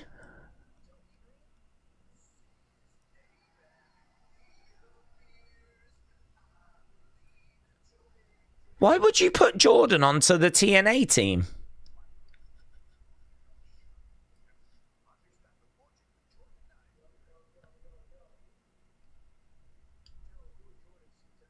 Mate, if I was TNA, I would be livid. If I was a TNA fan, I would be livid. This is turning into NXT versus NXT.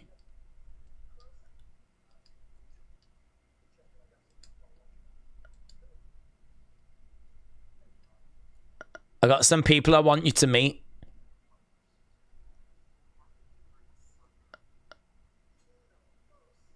Okay, well, she's not actually on the team at the moment. So she hasn't been selected, but oh my God, we were very close to having a second NXT person on Team TNA. Trick's going to turn on Team NXT, said Ashton. Okay, here's Lola Vice making her way down.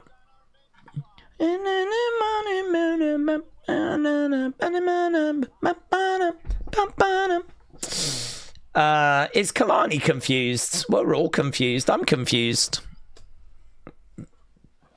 Daze, I just tweeted Sean, when are we getting NXT back in the UK? We do need it back, said Scottish Chris. We do. Scottish Chris, I fully support you. And I fully support your tweet. I agree, we do need it back. I think it's a TKO money-saving thing, though. I think, to be honest, if you bring it over to the UK, you're not going to make a great deal of money, are you? You're not going to make a great deal of money. So it's probably one of those where they're just looking at how much it would cost to fly everyone over compared to how many tickets they could sell and how much money they can make. And they're like, it's not worth it. Pretty much every decision is financially motivated. Masha and Tessa, they could still pick them, said Nathan. Robbie said it's a mess because they've rushed it due to the counter programming of AEW. Well, honestly, right now, and I don't want to just be a moany Mary, right? But right now, if anyone was to say to me, can you believe they're messing up another invasion storyline? I would understand where someone would be coming from, right? Obviously, famously, the WCW invasion is not looked back on very fondly, yeah? It was a catalogue of errors. I must admit, a good chunk of it out of WWE's control. I mean, for those that don't know, WCW was bought by WWE, by Vince.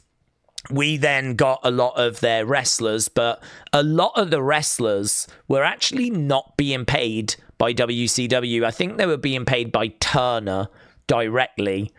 And so when we bought WCW, it meant that we didn't get all of the wrestlers, and we certainly didn't get the big wrestlers like Sting and Goldberg and Hogan and Flair, and we didn't get those names. We got the mid-cards, and we got the low end, and we got a load of people that you can't really do a great deal with. You know, we got a lot of people that didn't really have much in the way of star power.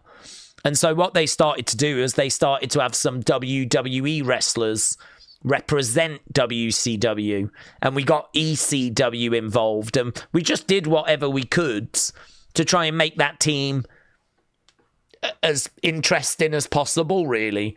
But it was thrown together, it was cobbled together, it just wasn't right. I get why they did it, I get why they tried it. Everyone wanted that invasion storyline. We just didn't have the people to do it.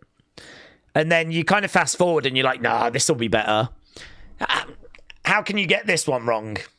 NXT against TNA, this will be good. I mean, blooming now, we've changed the name of the show. We've got an NXT talent that's gone over to TNA. We've got a second NXT talent trying to get onto the TNA team, right? We've got a TNA person getting involved in NXT matches, and I don't know why. Right now, sitting here right now, if someone's like, can you believe they fumble in another invasion? I'd be like, I mean, I can see what you're saying, to be honest. I think it'll work in the end. I think next week will be a really fun show. So, you know, I'm not down on where we're going to end up. I think where we end up will be good, but right now you are like, I feel like you're making this way too complicated. I feel like this was a lot easier than this. But listen, they're doing what they think they have to do.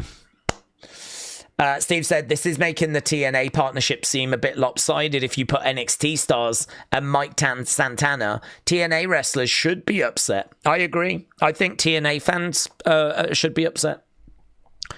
I am happy to say this partnership has been good for both parties, but if you're going to do TNA versus NXT, and then you're going to put NXT talent on the TNA team, this is meant to be a showcase of TNA. It's meant to show what TNA is all about. You can't cut down the amount of people they're allowed to have on their own team. So, at the moment, though, again, I don't think Jordan's on the team. So, it is still just Kalani at the moment. So, let's see what happens with Jordan first. Okay, here's Fatal Influence. This is going to be Fallon, is it? Is this going to be a solo Fallon entrance? Oh, no, Jace is with her. Well, it's going to be a different entrance, isn't it? Shh, everyone shut up.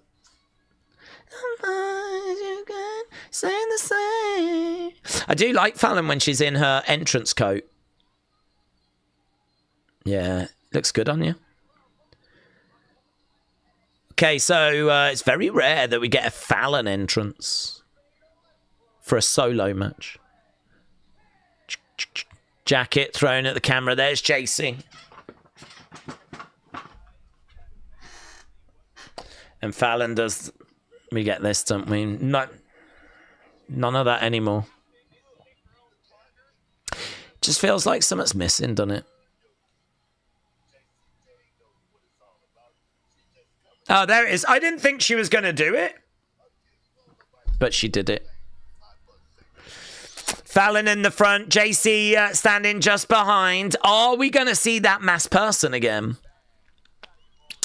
Are we going to see that masked person? It's the best part of the week, though. It is the best part of the week, but it just feels like I need Jasmine Nix back. Jasmine Nix. That was so selfish of her to leave. Well, just a one count. We're underway. Jasmine's entrance was the only good thing about her. I know, but now this entrance is lacking. It's lost a bit of sparkle. It's still good. The music still bangs, but just having the two of them. Look, there's going to be a third member, whoever this masked person is. Are they going to do Jasmine's bit, or... This has got big repercussions for the entrance. Fallon, a bit of a wing clipper, and a drop kick there by Fallon. 1, 2, kick out.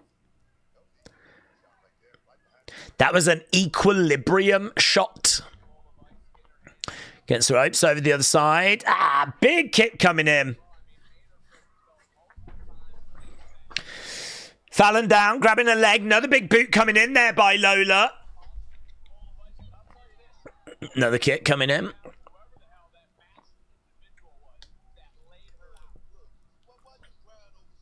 Why are you crying over spilt milk, says Booker. Wow, I've only just seen the time. In my mind, we were like 40 minutes in, but we're actually an hour and 20 in. Fair play. Actually, that has gone by very quickly in my mind. Fair play. I really didn't know that we had been going as long as we had. Shot coming in there by Fallon. Lola is on those ropes, looking a little bit awkward. I find that spot a bit awkward because she's sort of having to act dazed. Otherwise, why are you just sat there? But equally, you're still holding onto the ropes. Fallon on her knees. Daze, you could join Fatal Influence and do the dance. I'd love it. Chris, Scottish Chris, I'd love it. And you know what? I would be fantastic at it as well because I would be so committed. I really would. I would be really committed. I'd be really involved. I would give it my all.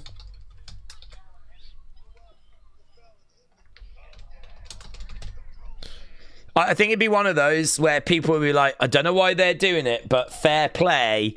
He does at least give everything to the performance. It'll be one of those. I'm not sure how I feel about it. I'm not saying I like it, but fair play. That guy, he does give everything. That would be the feedback. Mate, I would shine. I would absolutely shine in that role. Another kick coming in there by Lola. Suplex there by Lola. James said Daze would become Daisy Nix. I could be Daisy Nix. That could totally be me. And I could have a stealing gimmick. Kicks coming in there by Lola. Another big boot there by Lola. Fallon to the outside. Fallon really struggling here. Understandably so. Fallon in the ring. No joy. Charging over. She got murked, mate. She got murked. 2. Oh, Lola wins. Jace is like, what? Lola with a spinning back fist just lays out Fallon. And Lola's like, sorry. Sorry, I just murked you, mate. Sorry, I just messed your mate up.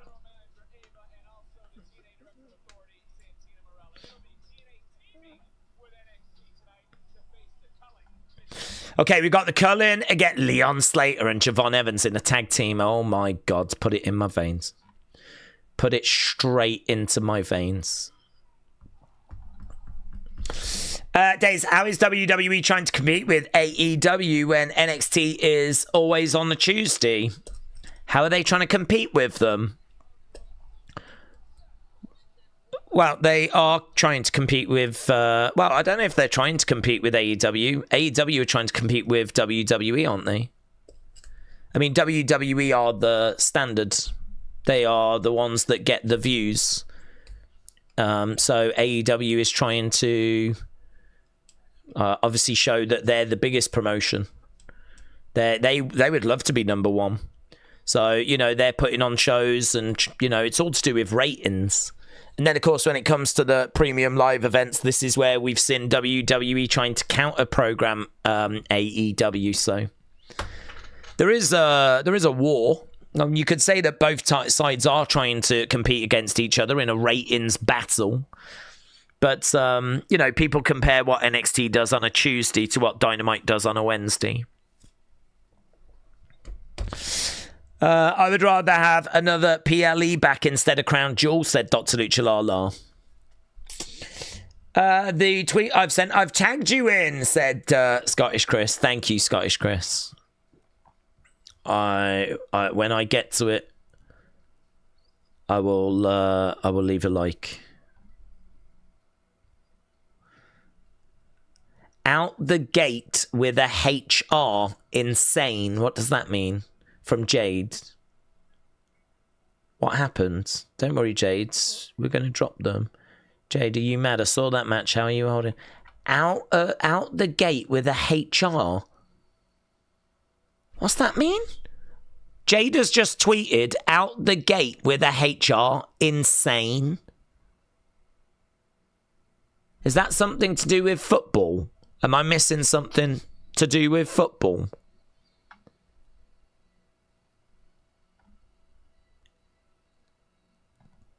Out the gate with a HR.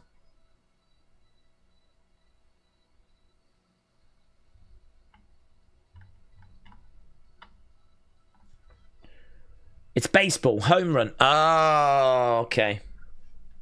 You see, HR is human resources. That's the HR I know.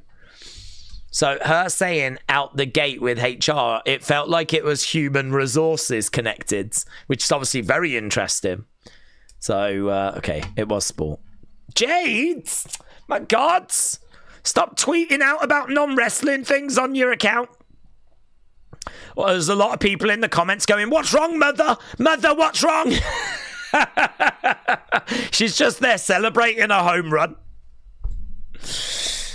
Britt Baker's AEW contract could extend into 2027 with injury time. That's a lot of injury time, isn't it? Oh, hello, what's Triple H doing? Guys, the amount of stuff that's being pinged through. Look at this 3 seconds ago. I cannot begin to describe how proud I am of Steph. There's Steph. There's Linda, Steph, Triple H. So this is all really good, positive stuff, isn't it? So her dedication to Connor's cure and tireless advocacy in the fight against pediatric cancer over the past decades has been truly inspiring. Today's executive order, which she spearheaded, marks a historic breakthrough in this important cause. What's the breakthrough? Kids shouldn't even know what cancer is, let alone have to face it. Well, we all agree with that. What's the executive order, though? What's been signed? What's this about? Why have we got Cardi B? Dude, someone has responded to this. Make Cardi B and Nicki stop fighting, please. Do we really think this is the time and the place? We're talking about Connor's cure and kids fighting cancer, and here's someone going, please just make Cardi B and Nicki Minaj stop fighting. I don't think Donald Trump can do that, can he? Can he sign an executive order that will prevent them from fighting? Well, I don't know what's been signed, but it obviously looks to be great, positive, all for it. I'm adding it to unseen. Billy, shout out to you, my friends. Shout out to you. Doug Pound said the baseball wild card playoff has started tonight. Thank you, my friends. Okay, we're just hearing from Dark State right now.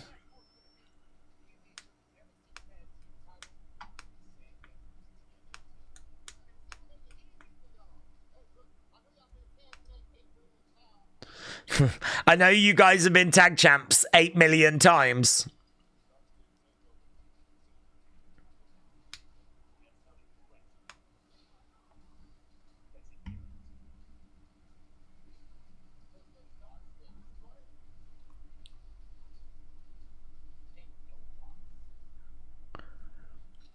When Dark State strike, ain't nobody safe. There we go. Opala said, if you could pick 5 wrestlers for TNA, 5 for NXT, and a mixed tag, who would you be? I'd just go the dominant ones, you know? I mean, I'd be looking at... I think, actually, I mean, JC wins, but she tends to win a lot by outside interference. So, actually, I don't know if I would go JC. I feel like Lash because of her size, but she just lost to Jada. So, you know, none of them are unbeatable. But, I mean, Jada, Lash, Jordan Grace, I think would be a good pick. So, you know, you're looking at big power. You're looking at...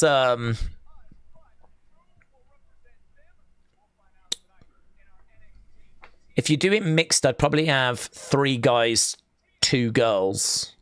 So, probably go with Jordan.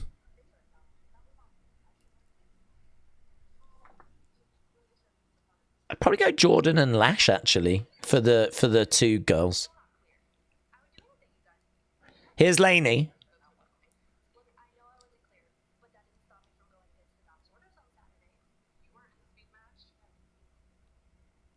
Oh.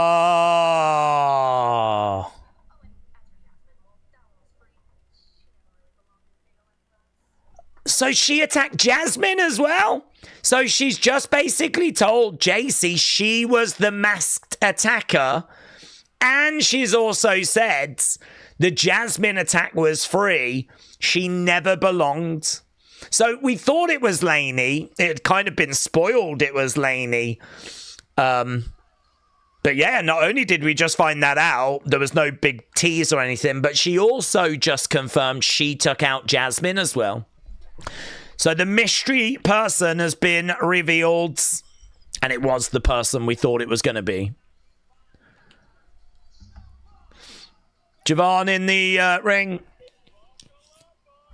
So Javon and Leon are going to be in action. So yeah, for Team NXT, I'd probably go with Jada, Jordan, but Lash would be my reserve. And I'm only doing that because Jada just beat Lash. And for the guys, I mean, it's hard to not go Oba, Trick, and I suppose you go Ricky as the champ. He just beat Oba, didn't he? So if I was going to mix up TNA, I'm not sure because I don't really watch TNA. I think women's-wise, it might be a bit of a problem. Personally would not have Tessa, but to each their own. But I think you'd go Santana, you would go Moose. You'd definitely go with those guys. Looks like Matt Cardona's going to be involved. But I don't know, is he TNA? Does he represent TNA? Is he a TNA guy?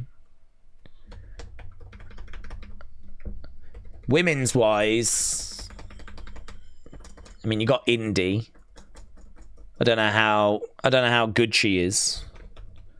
But you got Indy Hartwell. Billy Kay. I'm trying to think who else is around. I mean, Masha's not around. Ash by Elegance isn't around. I don't know. Perhaps they are struggling a bit with their women's division. Did I see Jim earlier talk about Rosemary? Is Rosemary an option?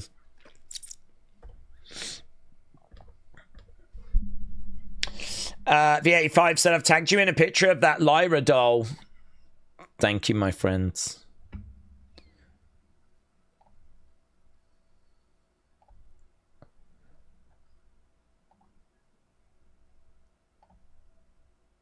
Eric said Matt Cardona doesn't have a full-time TNA contract. He's not signed to any company. Right. Why is he getting involved in... I mean, he needs to go on TNA's team, though. We don't need him on NXT's team. So he'd have to get involved in TNA's sides.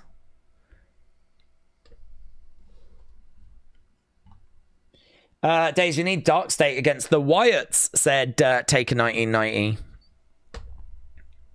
Why are they pushing this Laney girl? She doesn't look like a Samoan. She came out of nowhere during Blake Monroe's debut, and now she's everywhere. I don't really get the Laney thing, to be honest. I don't really get it. I don't really see what they see. I mean, I've watched some of the matches. They're okay. Promo-wise, I don't find it to be that interesting. I'm not a big fan of the character. I don't get it. Perhaps they just see that there's some real potential there. Perhaps they're really impressed with what they're seeing in like training, and they think she is someone really worth investing in. Well, clearly they do.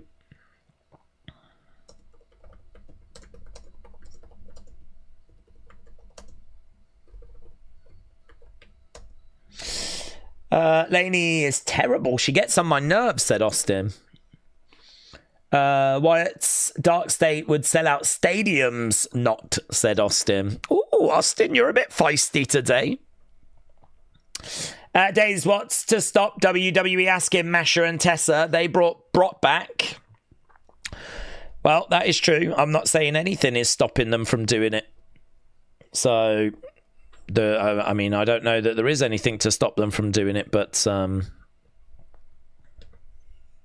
I wouldn't do it. But I also wouldn't have brought Brock back. They better have put Mr. Iguana on next week, even if it's just a backstage segment, says Todd's.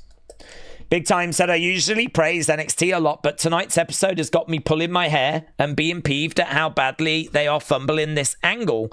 It feels intentional because of how badly WWE, the WCW invasion was.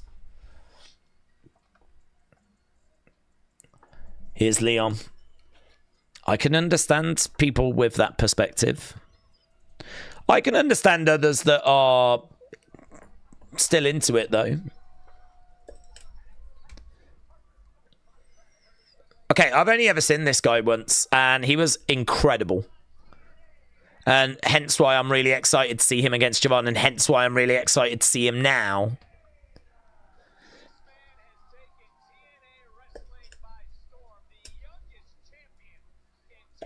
The youngest champion in TNA history, Leon Slater.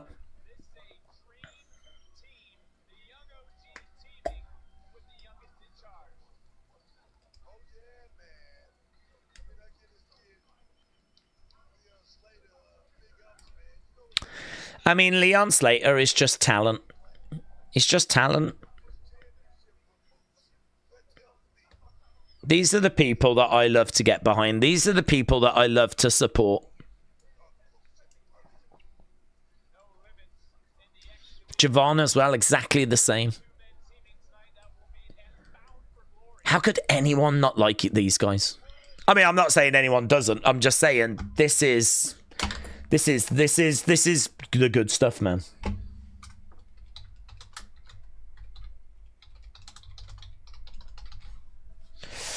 Right, Billy said, between storylines, high ticket prices, paying for streaming and cable, even the biggest fans can lose interest. Do we think this will affect WrestleMania?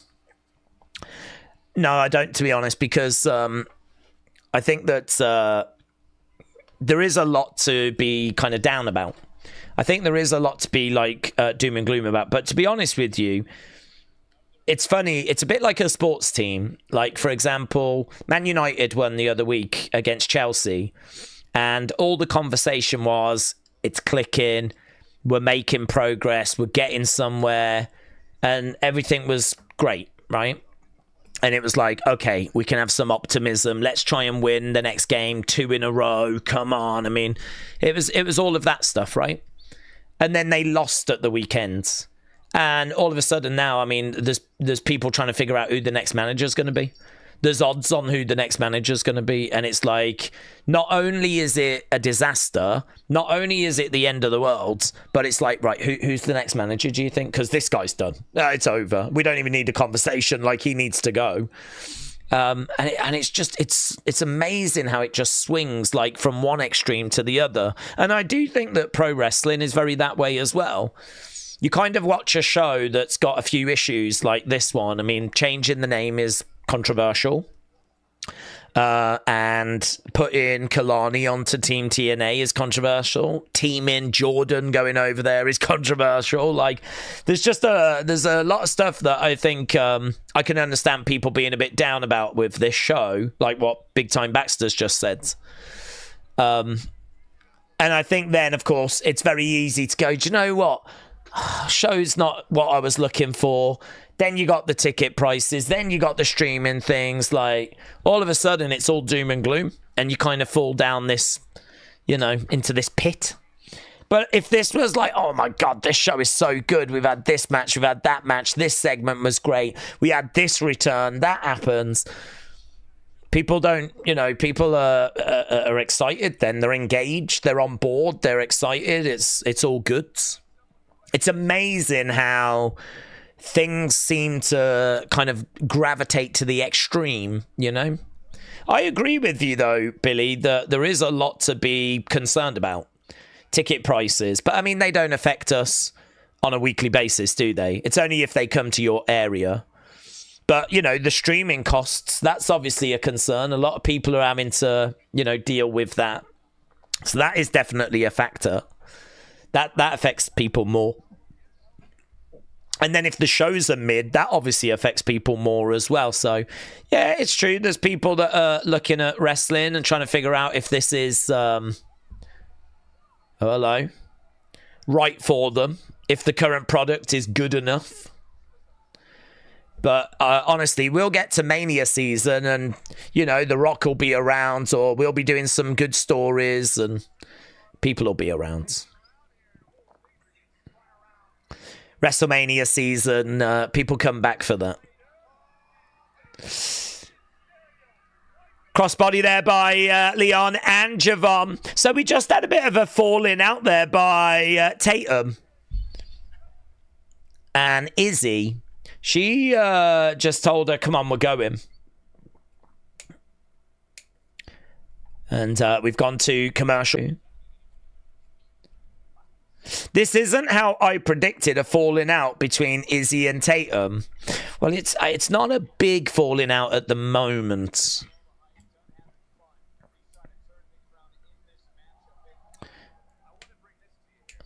Kick coming in. We're at adverts. We are. They're about to kick Tatum to the curb, said WrestleRants. Well, I don't know where they went. I don't know where they went.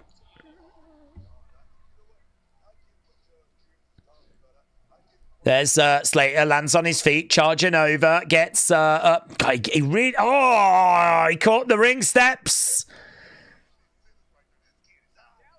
Yeah, he caught the ring steps on the way down. You can see the shock there by someone in the crowd. I think he's okay. Javon came straight round to check on him. I mean, he got some real height there, and as he came down, he caught the ring steps. I don't know where he caught it. There's no obvious wound. Clearly, they've checked on him, and he said he's okay because Vance is out there. Nico Vance with Slater.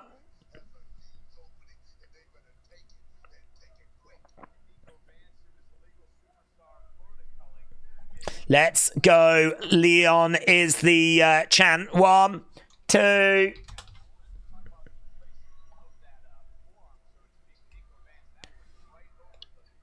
Right now, we got another big shot coming in there by Nico. Nico having a word there with Javon. We got Leon going back to the corner. Another shot to the midsection. Leon goes down. I'm surprised that Tatum is not on the main roster, said Paul. She's been in NXT for a little while.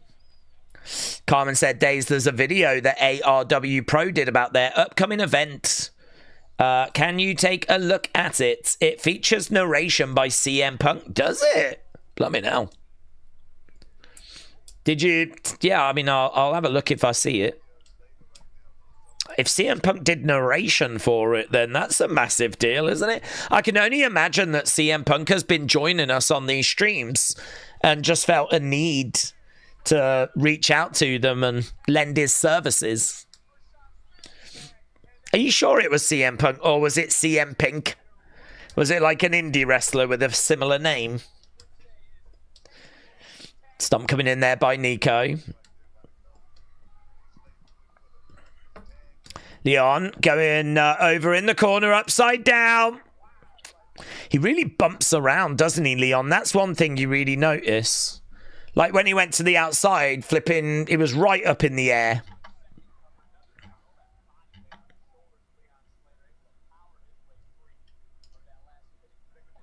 Right now, we've got a Yeah, we have got a full Nelson that's been applied. Full Nelson is in by Nico. Leon in a bit of trouble.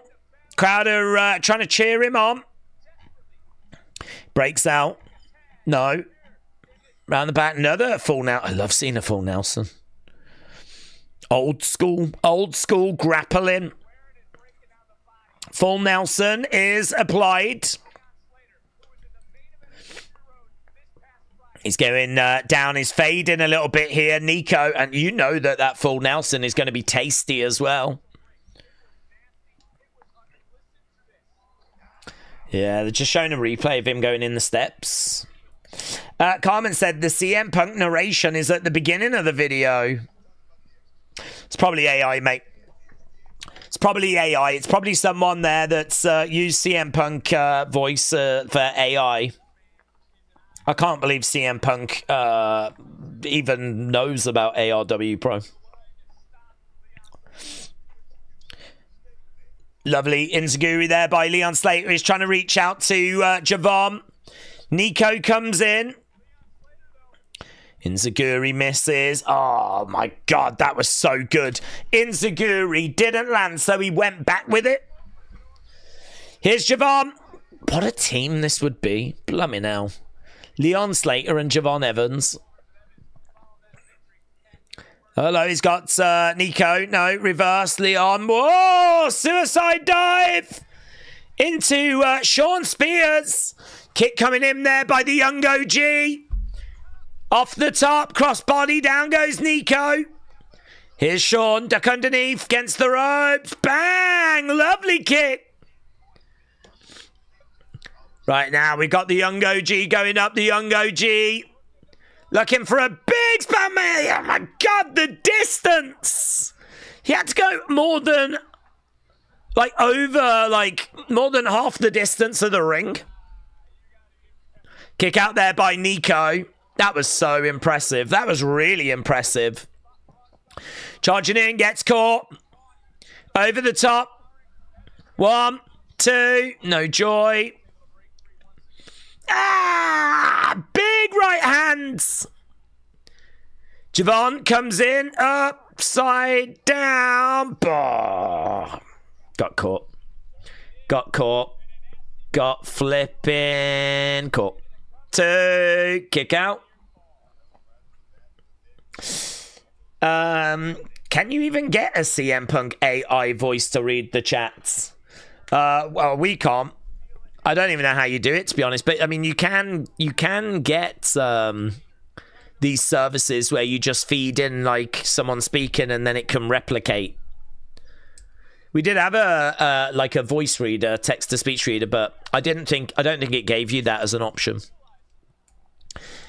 Leon charges over. My God, it was even hard to make out what he was doing there, but I think he did a bit of a Montez where he goes over the ring post to the outsides.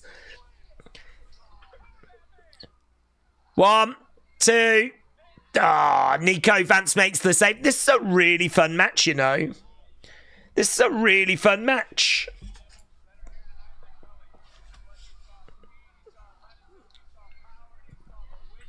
Yeah, very good. Crowd are chanting, this is awesome. I don't know where we are with the polls. I'm all confused.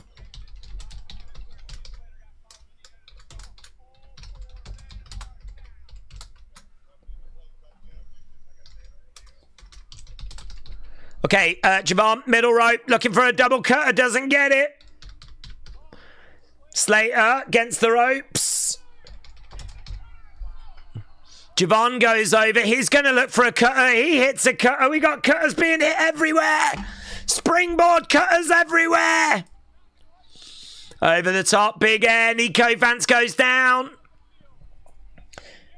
Here's Slater. Slater. Oh. A Swanton 450 by Leon Slater gets the win. And that was a really fun match. That was great. That was great.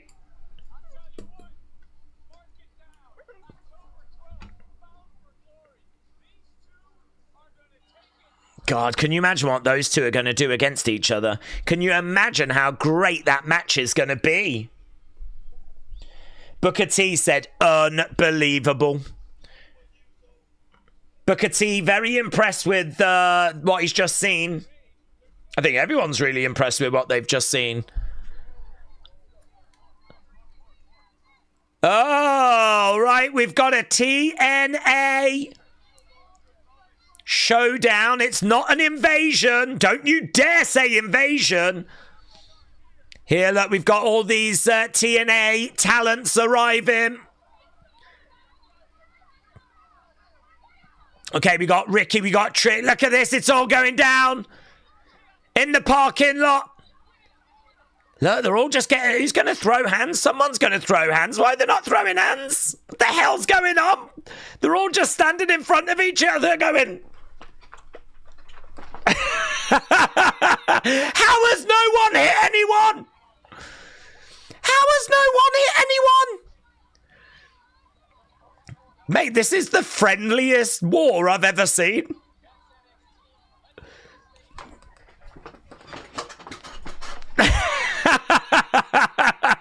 Well, are we all just going to go inside now? We're all going inside. We're all going inside. Guys, again, this is not an invasion. No one needs to worry. This is just a showdown. They've just... The TNA have just popped along for a friendly showdown. It's about to be a showdown. We just had a showdown in the parking lot. This is our home. Hank and Tank are fired up. Look, the haters all fired up. Look. All this TNA talent are coming through the crowds. We've still got Slater and Javon in the ring. But, oh God, it's so weird seeing Kalani with that TNA talent. So here they come. Look, all this TNA talent coming through the crowds. There's the NXT talent. They're making their way down to the ring as well. This is going to be a very explosive finish, isn't it, to this episode? The stakes have certainly just risen. This could be fun. This could be fun. As long as someone's going to hit someone and not just stand there like fish out of water. How did no one hit anyone in the parking lot, mate?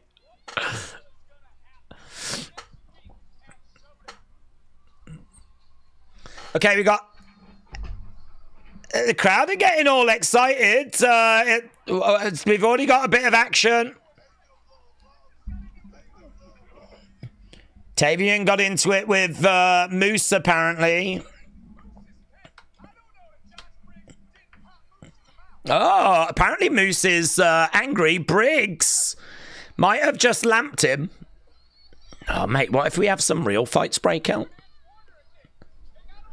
Now we've got another little thing kicking off over there. This was probably not a wise idea.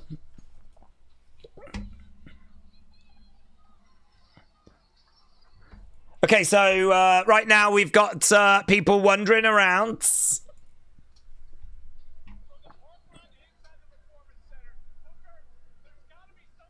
Fallon Lola was great 46. I think we might have got all confused, have we?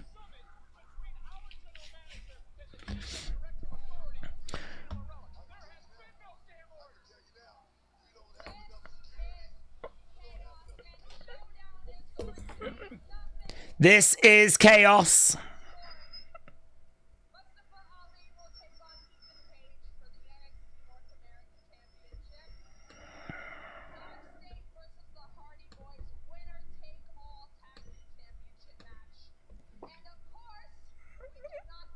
We can't forget.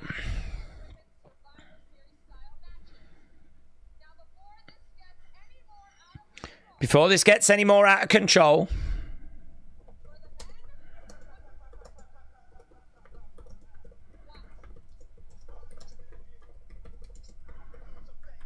Okay.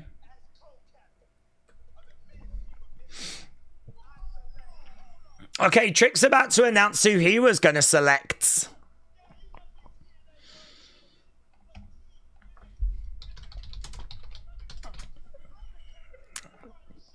Mate, if he goes over to TNA...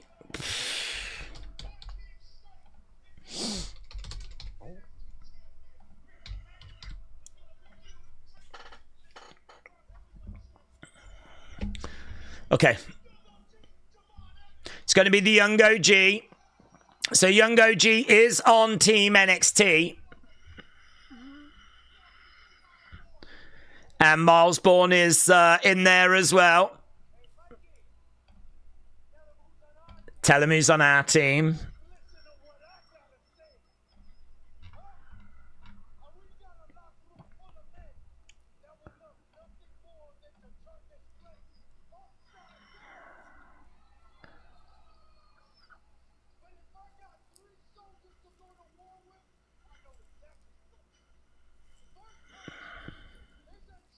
Are they just teams of 4? Frankie Kazarian is one of the people.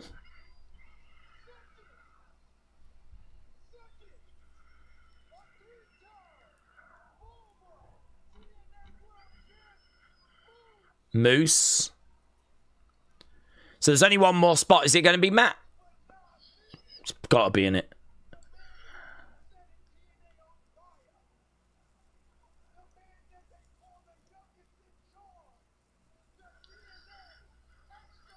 Oh, no, Leon. So what's this going to mean for Matt?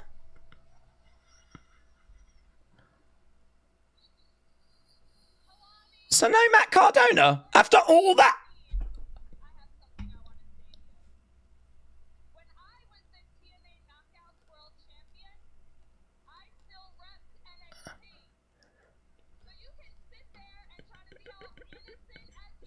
This is weird. Are we going to do Briggs against Cardona? Maybe.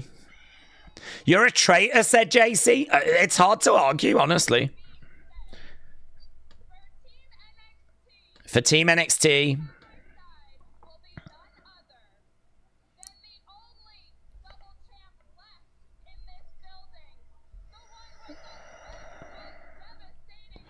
So it's going to be Sol Ruka. So Sol Ruka is on the team.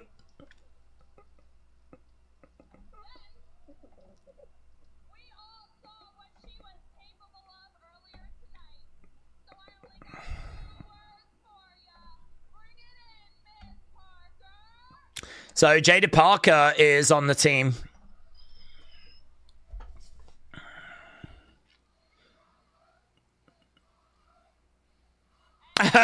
See Jada's face when she looked over at Kalani. What are you doing over there?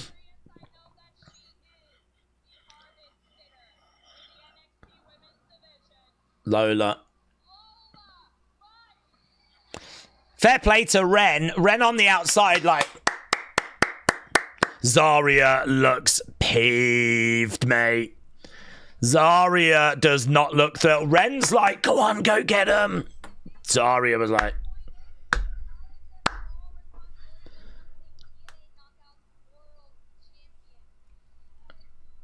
Yeah, someone yelled, traitor! You're a traitor? You're a traitor? You're a traitor.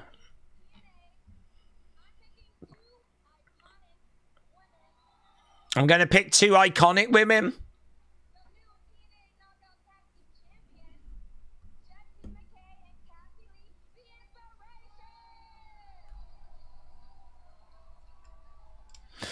Okay, I don't hate that pick because I love those girls. Still a traitor, though. Matt Cardona. She's going to pick Matt Cardona.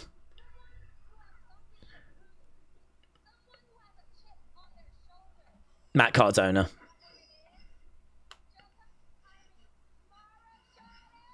Ah, she went to say Jakara. Fair. So it's Jakara Jackson or Marne Share or whatever her name is now. I like her top. It says "Miss Me."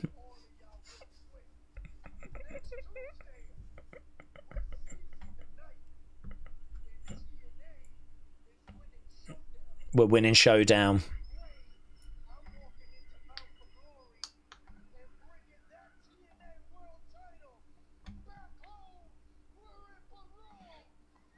Oh, there we go. Big brawl. Big brawl.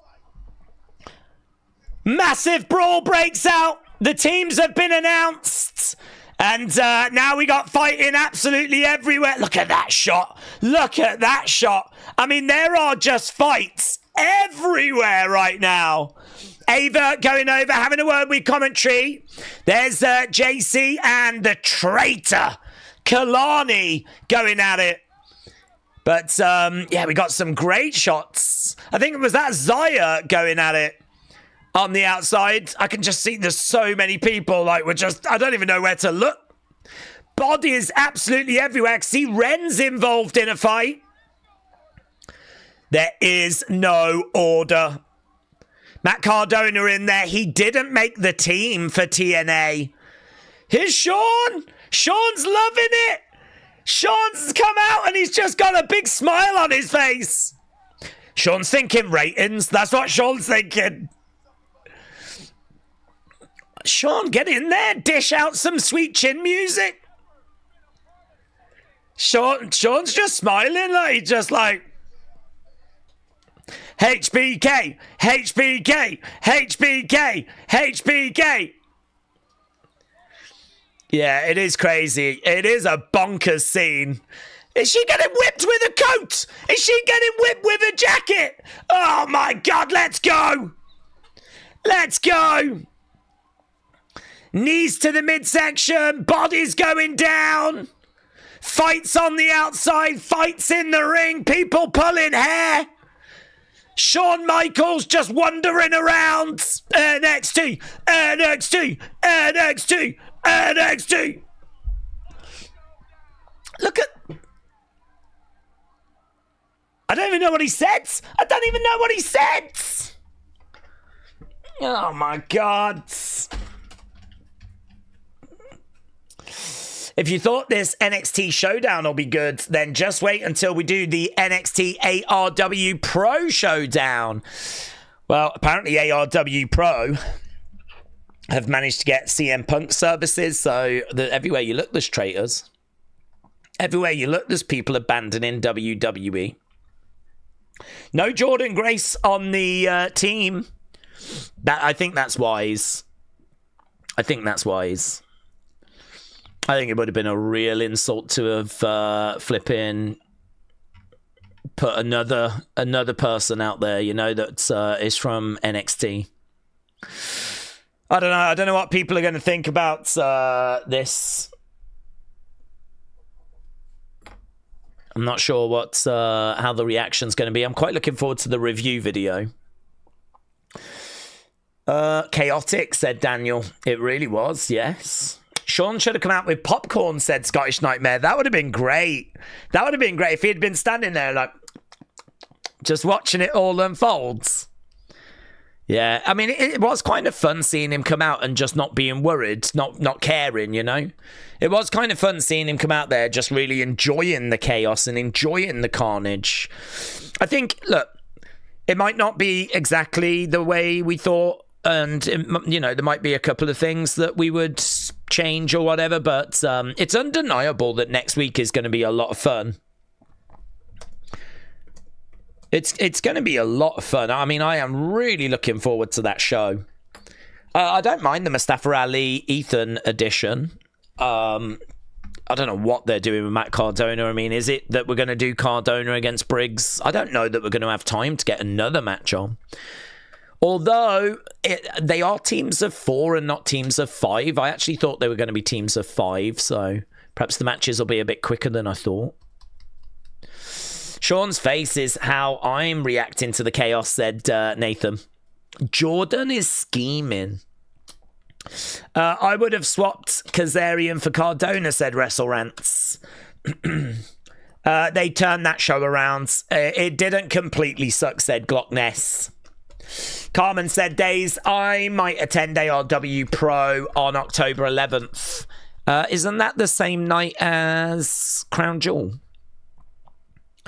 I think that's the same night as Crown Jewel, isn't it? October 11th. I suppose that's early, though, isn't it? Because it's in Australia, so you should be able to catch both. I wish they played into the managers hating each other. Just give it some proper rivalry, said Cody Rhodes' huzz.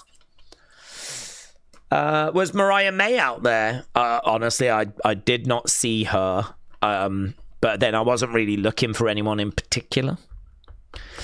Can we do a poll on who's going to win? We could do a poll. I mean, I think it'll be a draw. Honestly, I think it'll be. I think they'll both win one. So, who's going to win? Is it going to be TNA 2-0? Is it going to be NXT 2-0? Or is it going to be a draw? I think it'll be a draw.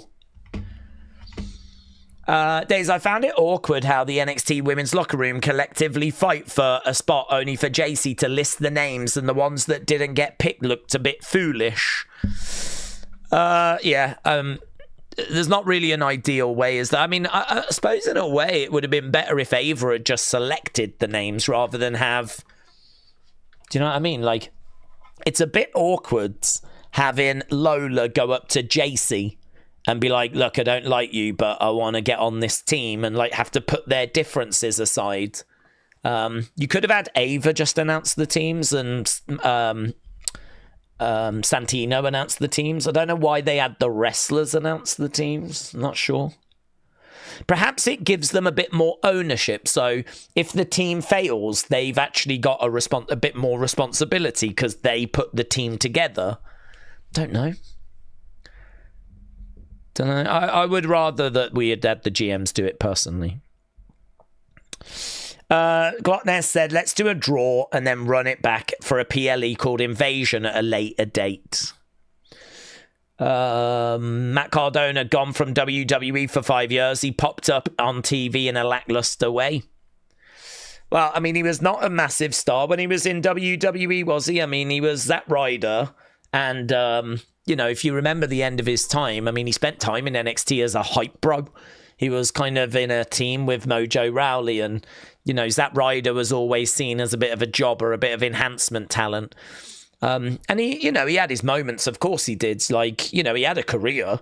It wasn't that he was a jobber or an enhancement talent, but he was, you know, not someone that was battling for world titles.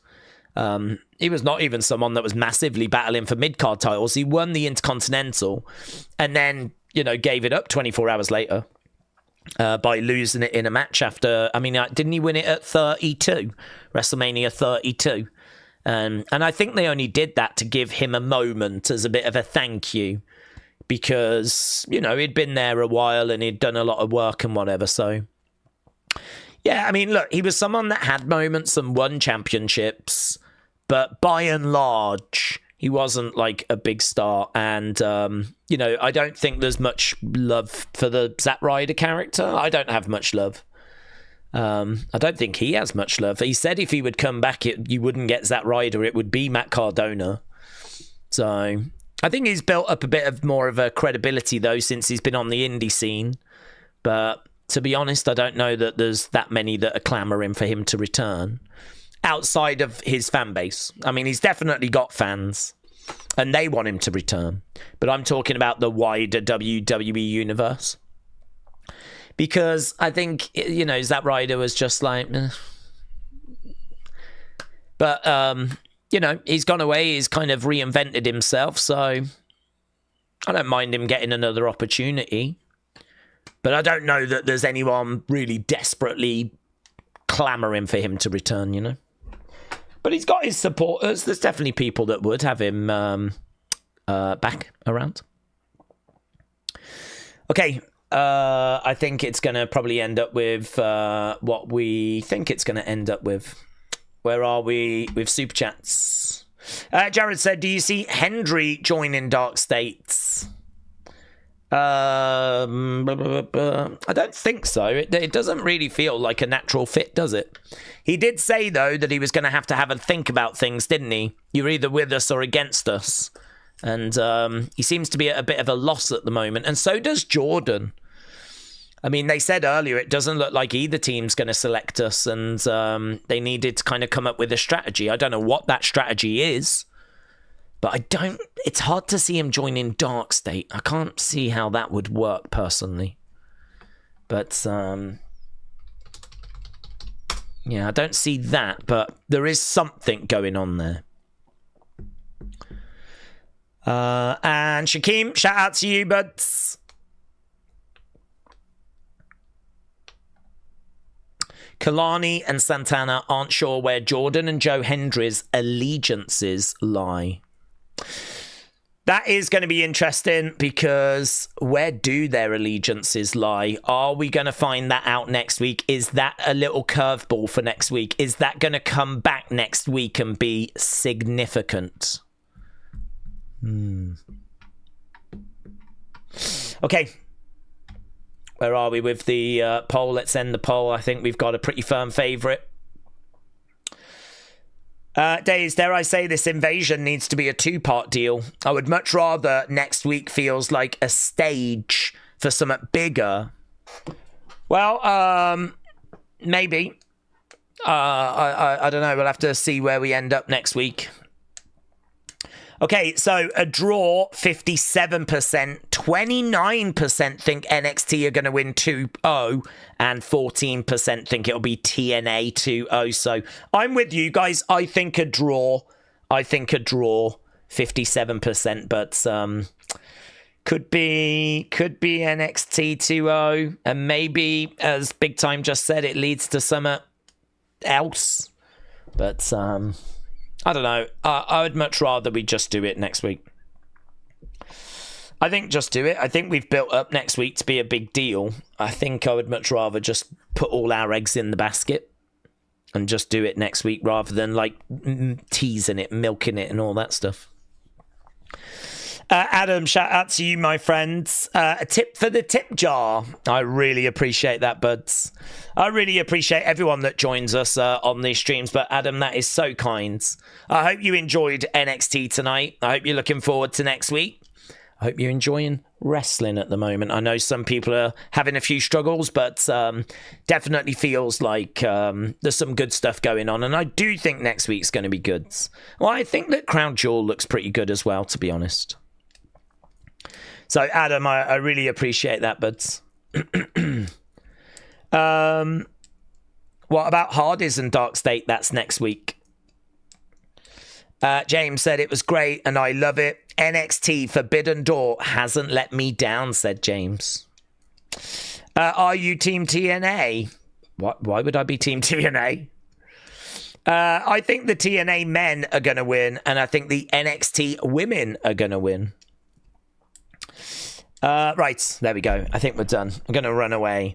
Adam, appreciate that, my friend. Thank you so much for the support. And thank you to everyone that joins us. So I think that has set things up well, okay? Maybe not everything went the way we wanted, but a pretty fun ending with like loads of chaos. Shawn Michaels coming out, watching as just there was absolute carnage in front of him. It set the table for next week, so... Okay, thanks a lot for joining. Appreciate it as always. And I will see you... When are we back? Tomorrow for Evolve. But of course, we'll have talking points and Unseen and all of that on the way. So thanks for watching.